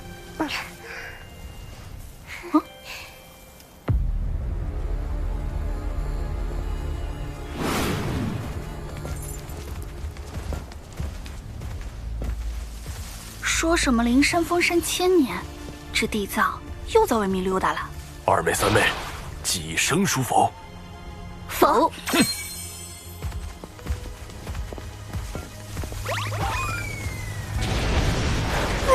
快来助我！有人好歹助我！大哥，你怎么了？你醒醒啊！西方教地藏是你杀的大哥。贫道只是路过。大哥，你醒一醒啊！你们说是要公聊还是要私聊？我刚才可什么都看到了。今天不把话说清楚，就别想走。为什么洪荒会变成如今的模样？要说那地藏反应也是真的快，见我吐血也立马躺地上吐血。什么事情这样好笑？说来与我听听。和我们没关系，一切都是大哥的主意。就是。嘿，你们俩，大妹，你听我解释。公明老哥他们碰瓷地藏，虽说是恶习未改，但也算在无意中替我出了口恶气。你说的可是地藏派妖兵向人教仙宗出手，逼你本体现身一事？仙子知道。你的事情，我总是会多留一些。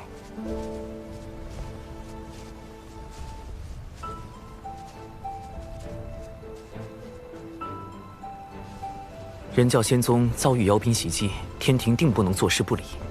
昔年道祖因天庭代其行监管洪荒之权，我欲以天庭之名发布讨妖檄文，如此便师出有名。大劫将至，你虽在天庭行事，但也要小心。我近日总是心神不宁，怕是已有什么劫难应在我兄妹身上。两位妹妹，我能尽足3仙道，可大哥终究是我兄长。倘若劫难避无可避，我定会与你，我定会倾力相助。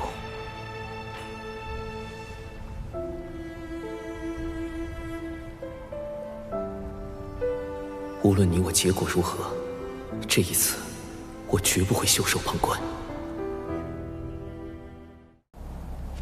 妖挺余孽陆压，心怀谋天之意，操练妖兵，祭炼邪宝，残害巫族，兵伐道门。天庭承天道之意，维护天地安稳。今特发檄文，命天庭各部追捕陆压，将其捉拿归天。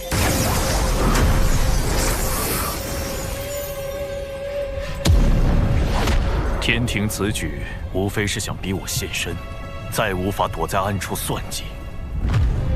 水神心思狡诈，借机广招天兵，短短数日，便有不少炼气士投奔。原本无人在意的天庭，如今已有大兴之势。老臣惭愧，不能为殿下排忧解难。此次妖族折损太多，若要东山再起，只怕得找那位前辈了。伐妖檄文一发，陆压定有所动，等着趁机搞一波。敖乙，稍后你安排。陆压不识天数，妄图复兴妖庭，一旦发现陆压踪迹，即刻逮捕回天。陆压前辈有危险，盼前辈平安度过艰险，大吉大利。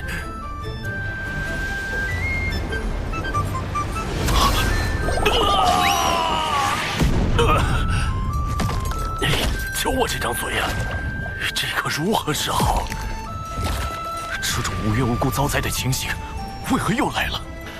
莫非霉运是经周天运转，或是我妖族气运不足所致？得尽快请那位前辈出山。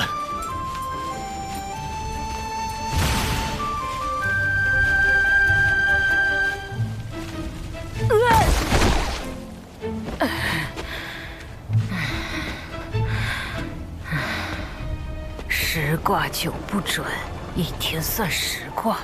今天10卦用完了，客人改日再来。前辈既留在此地等我，何以低头不见？小老儿见过您。夫人，您印堂发黑，似有血光之灾。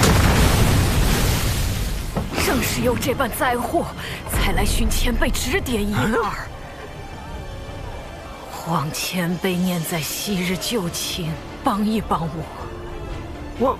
我跟您认识。我族被欺凌至此，前辈当真不愿助？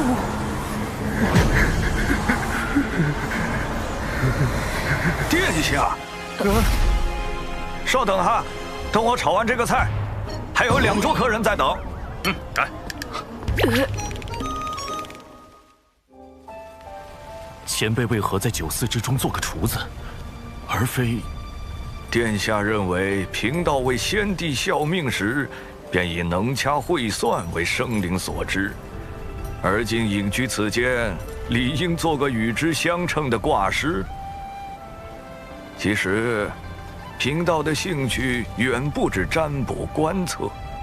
是晚辈先入为主了，前辈肯来相见，可是愿出山相助晚辈一程。我还道殿下是问活命之法，不曾想竟存着这般念头，如此便请回吧。前辈言下之意，晚辈有生死之危。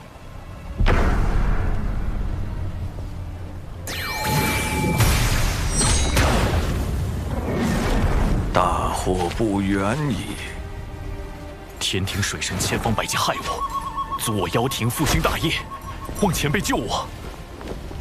贫道曾见证百族不甘被巫族捕食，汇聚不周山顶，立妖庭与巫族争锋。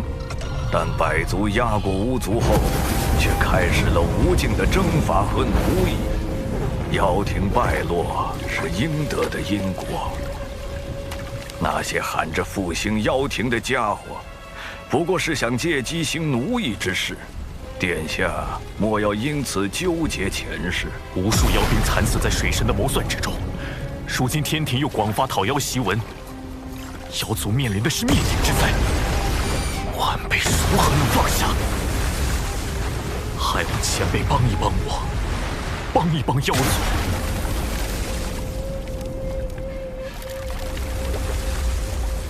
妖庭已无力改变败局，我的9个孩子已经在大战中死去，如今唯剩1子。但这孩子有3次生死大劫，望先生解救于他，西河感激不尽。老臣的命是娘娘救下的，但有所托，老臣必不辱命。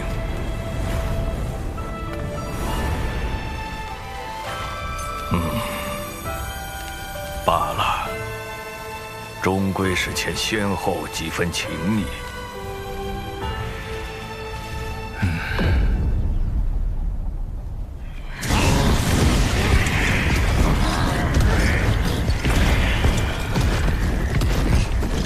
天庭欺我妖族良善，偏帮巫族道门，妖族处处退避，百般忍让，换来的却是一道讨妖檄文。今日，陆压以妖庭太子名义发此檄文，即日起，妖族不再遵天庭之命。说的跟以前听过天庭号令一般。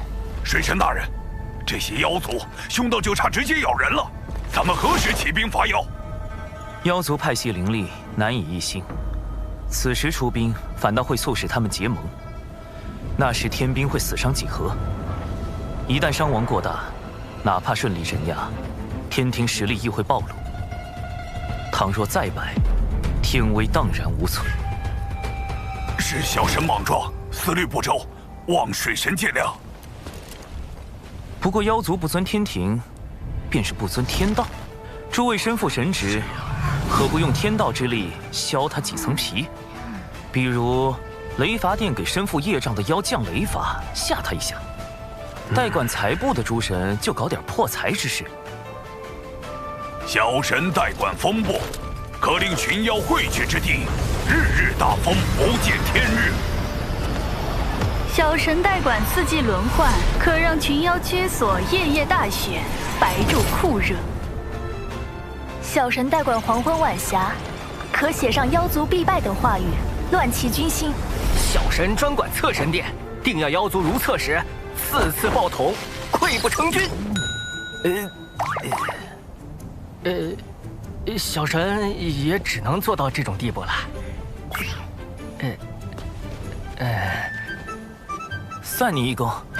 不过扰乱妖族的关键还得看月老殿，如何让各大妖王互挖墙角，加快妖族内乱。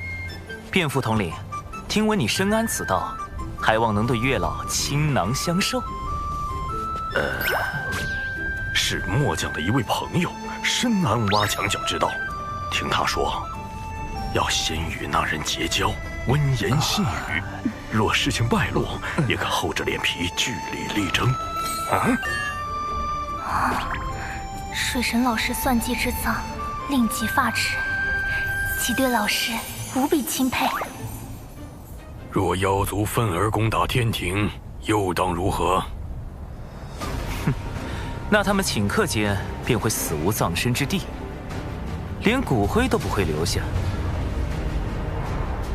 教主哥哥定已做好了万全的准备。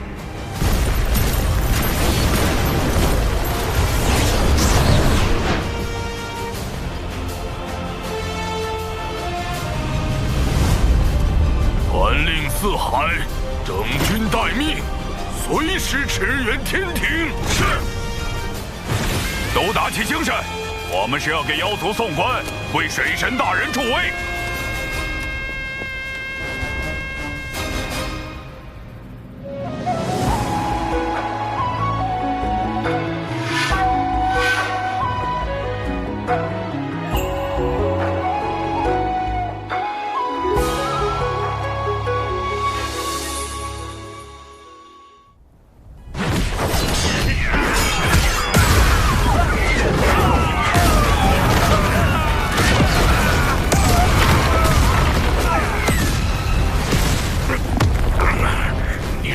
失去南妖的尊严，老子让你失去这条命！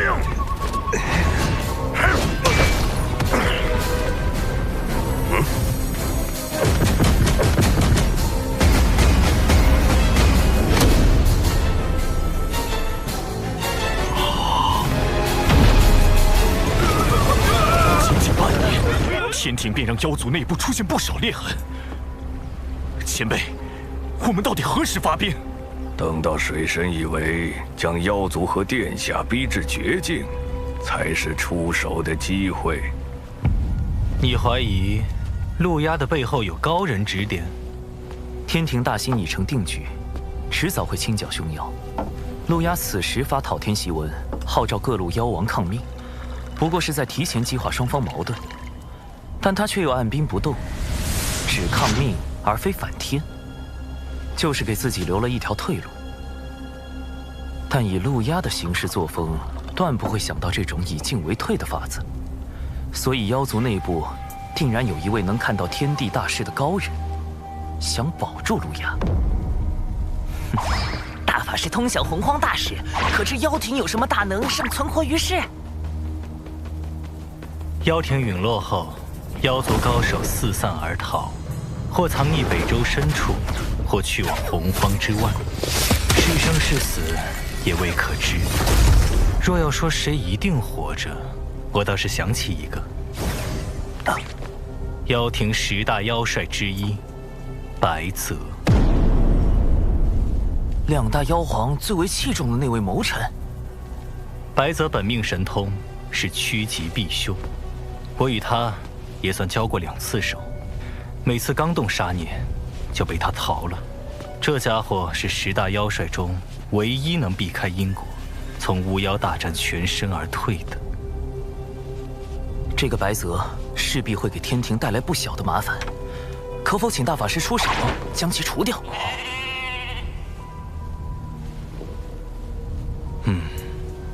不过这家伙对付起来有点麻烦，我得多耗费一些时日才行。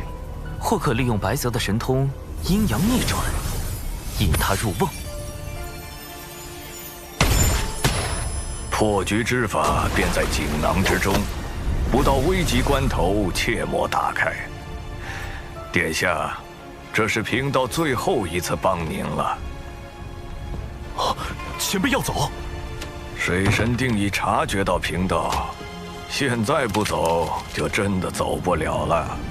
不过贫道还要再叮嘱殿下，切莫与水神为敌。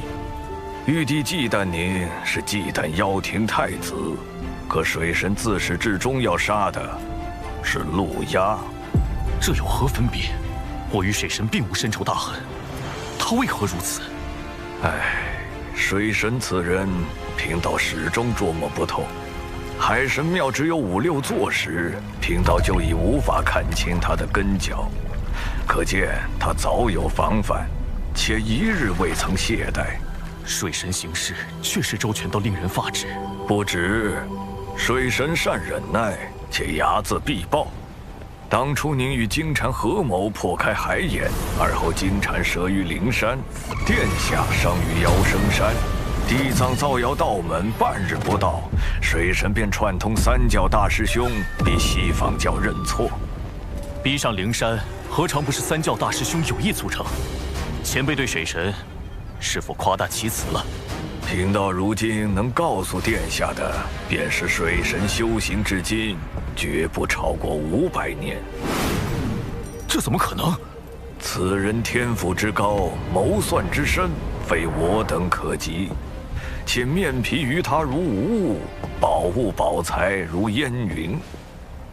最让人钦佩的，便是见利而不忘义。贫道虽未与他打过照面，但仿佛神交已久。不可设法除掉水神吗？动他，最先落到你头顶的，不是太清圣人的太极图，也不是通天教主的清平剑，而是道祖的紫霄神雷。殿下莫要多问，贫道不敢沾他半点因果。若依锦囊所说行事，尚有一条活路。妖庭早已不复存在，望殿下放下执念，及时回头啊！人情已还上，咱们今后便不多见吧。殿下保重。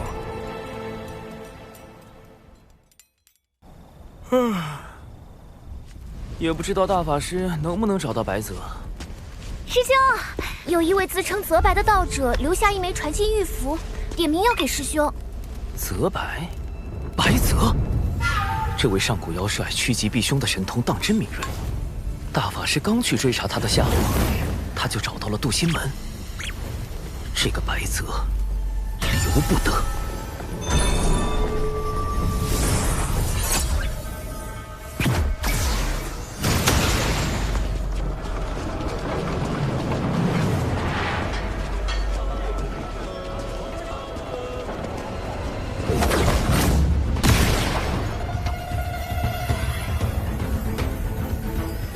水神饶命！是白泽留下的传音，好狡猾。水神饶命！水神饶命！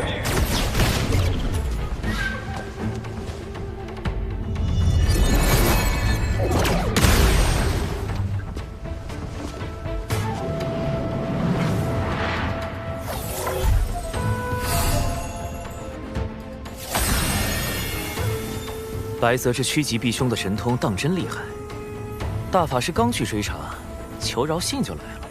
师兄，这封信难道不是拿你的根脚来威胁吗？我倒觉得他真的是在求饶，他的威胁根本构不成。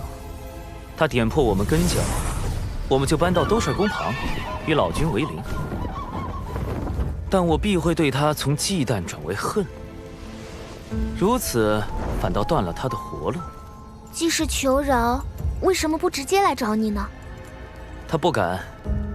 以如今局势，我必杀他。送信求饶只是表明他的态度，他必有后招。如我所料不错，大法师此行应当会带来第2枚玉符。长寿，真被你猜对了。不妨再猜猜，玉符上说了什么？他要看看我的本事，也要让我看看他的本事。应当是要与我立下赌约，胜就天平处置，败就放他一马。连打赌内容都被你料到了。不过，这赌局可与我们不利呀。白泽藏在洪荒最安全处，我们需在2刻钟内找到他，方为获胜。若按照拿到玉符的时间来算，还剩1刻钟。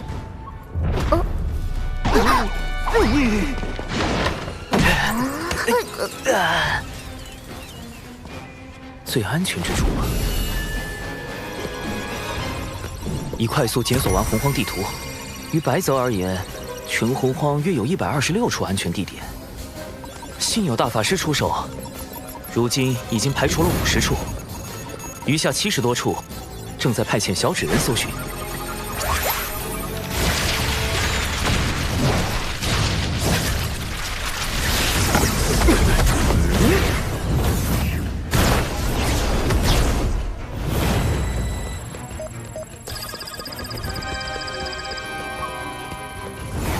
师兄，时间不多了。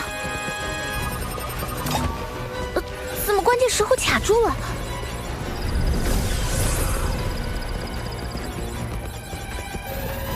长寿，再不锁定地点，过去可就来不及了。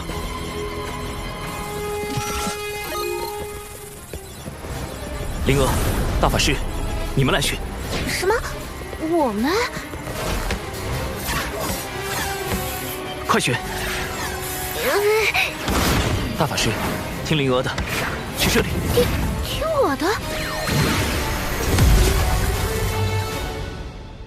水神的思量在第10层，普通聪慧之人在第5层，而我本该与水神在高层角逐，但我主动退回第5层，以最不符合水神的思考方式，才能选定最安全之地。师兄，这个就是上古妖帅白泽吗？运气不错。你就是？还请大法师出手，扬了吧。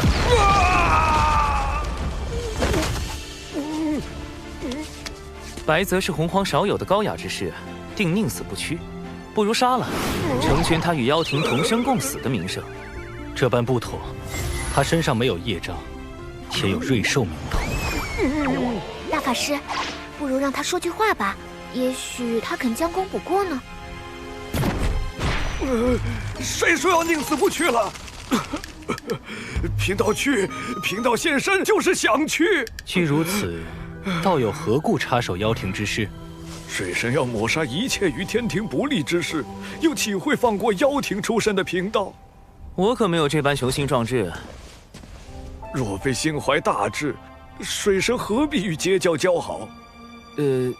其实是一场意外。那你为何创立海神教，蓄意与东海2太子敖乙结交？也是意外。妖圣山呐，你灭了陆压10万妖兵，更是意外。我当时其实是为了救巫族。你，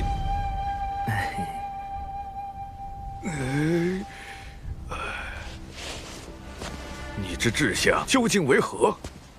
你不觉得在洪荒这般凶险之地，能安稳活着便已十分不易了吗？还要什么志向？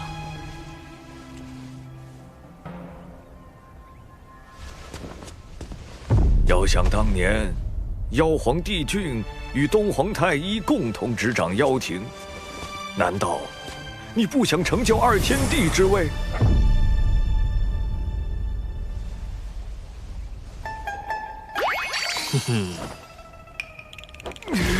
我枉费心机，设下此番赌约，本是心存辅佐明主之意，却不想你竟如此胸无大志。唉，道友，时代变了。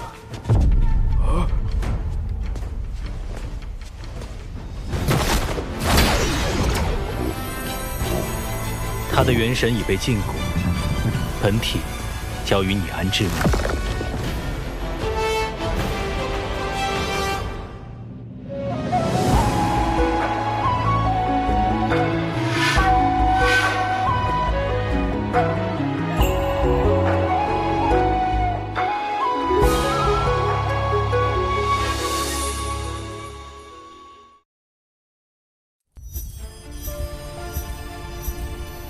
师兄，你究竟是怎么找到白泽的？后来又为什么听了我的呢？贫道也想知道。很简单，靠运气。啊！白泽筹备此局良久，我无论做何种选择，他都早已预想到。因此，我将最终决断交给了你与大法师。大法师当时并未思虑太多，而是抱着戏耍的心态，故我将大法师的选择放在可能性第2的选项。而灵娥这般聪慧但思虑难周全之人，给出的答案有3成可能是白泽的藏身之地。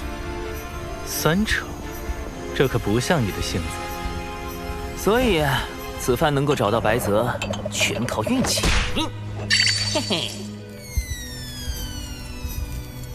运气，水神之志非常人所能及，与我的较量更不可能只靠运气。他究竟是怎么找到我的？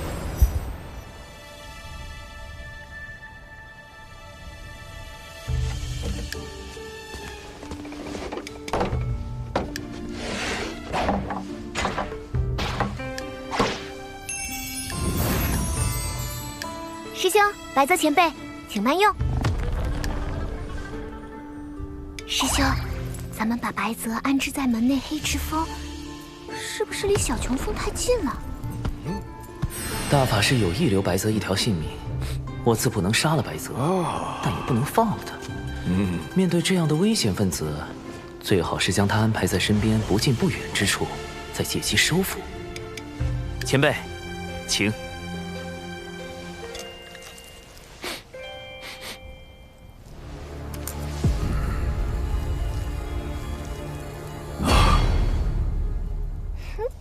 虽味不美，色不全，香过浓，但全是师妹对师兄的拳之心。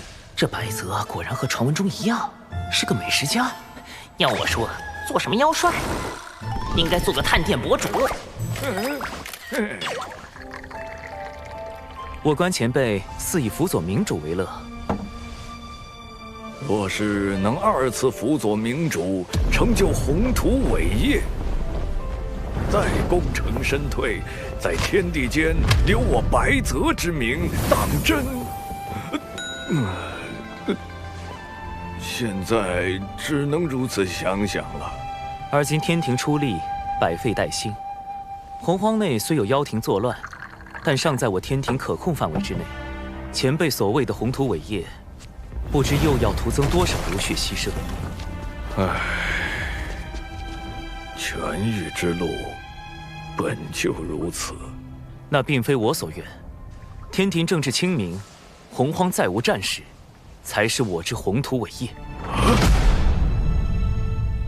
倘若前辈愿意相助于我，天地间同样能留前辈之名。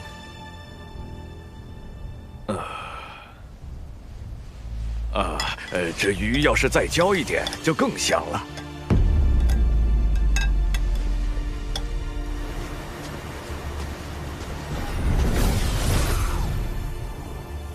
师兄，白泽真被你忽悠了，他都开始犹豫了。什么忽悠？那是收服白泽的第一步，画饼。谁说登顶2天地才是宏图伟业？希望天下太平，一样可以是宏图伟业。那第2步是什么呢？收服白泽第2步，名曰交心。他既然喜好美食，我们不如从美食入手。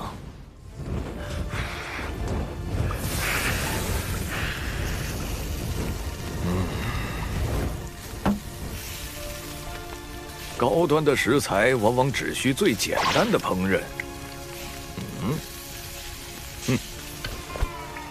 这道白泽烤鱼可是当年的妖庭名菜。今日既提到妖族，你我不如论一论当年妖庭之事。前辈以为，当年妖庭可救还是不可救？可救。那我便是不可救。前辈请。妖族当年的弊病，在于形同散沙，要救妖庭，须得……非也。巫族只是喜爱捕猎，并未将妖族视为敌人。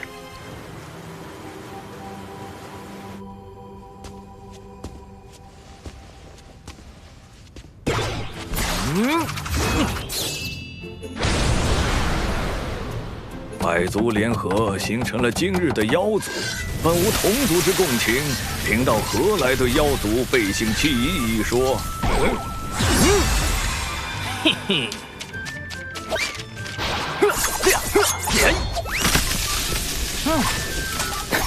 您既做了花匠，享受栽培花朵、观其盛放的乐趣，便要忍受花朵枯败、零落成泥的落寞。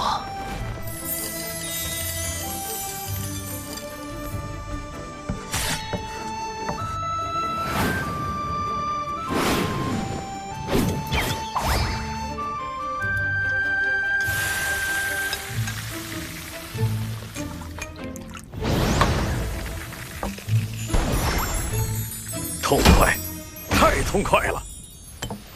水神真乃知音也。贫道真是越来越好奇了。以水神之智，当日能够找到我，真的是凭运气吗？前辈以为我还有何种破解之法？师兄，收服白泽的第3步是什么？没有第3步，或者说，第3步是一道考题，一道需由白泽亲自来完成的考题。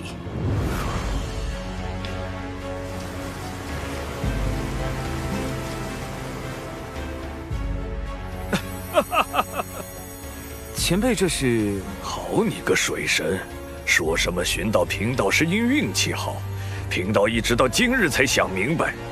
贫道的本能是趋吉避凶，这与天道运转息息相关。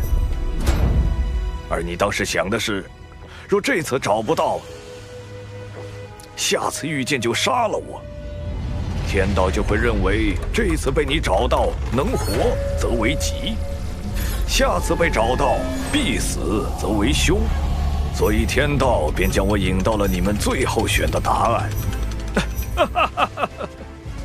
此等谋算，你说是运气保全贫道最后一点面皮，贫道服了，当真服了。水神在上，请受白泽一拜。白泽日后甘为水神驱使，绝无二心。白先生，请起。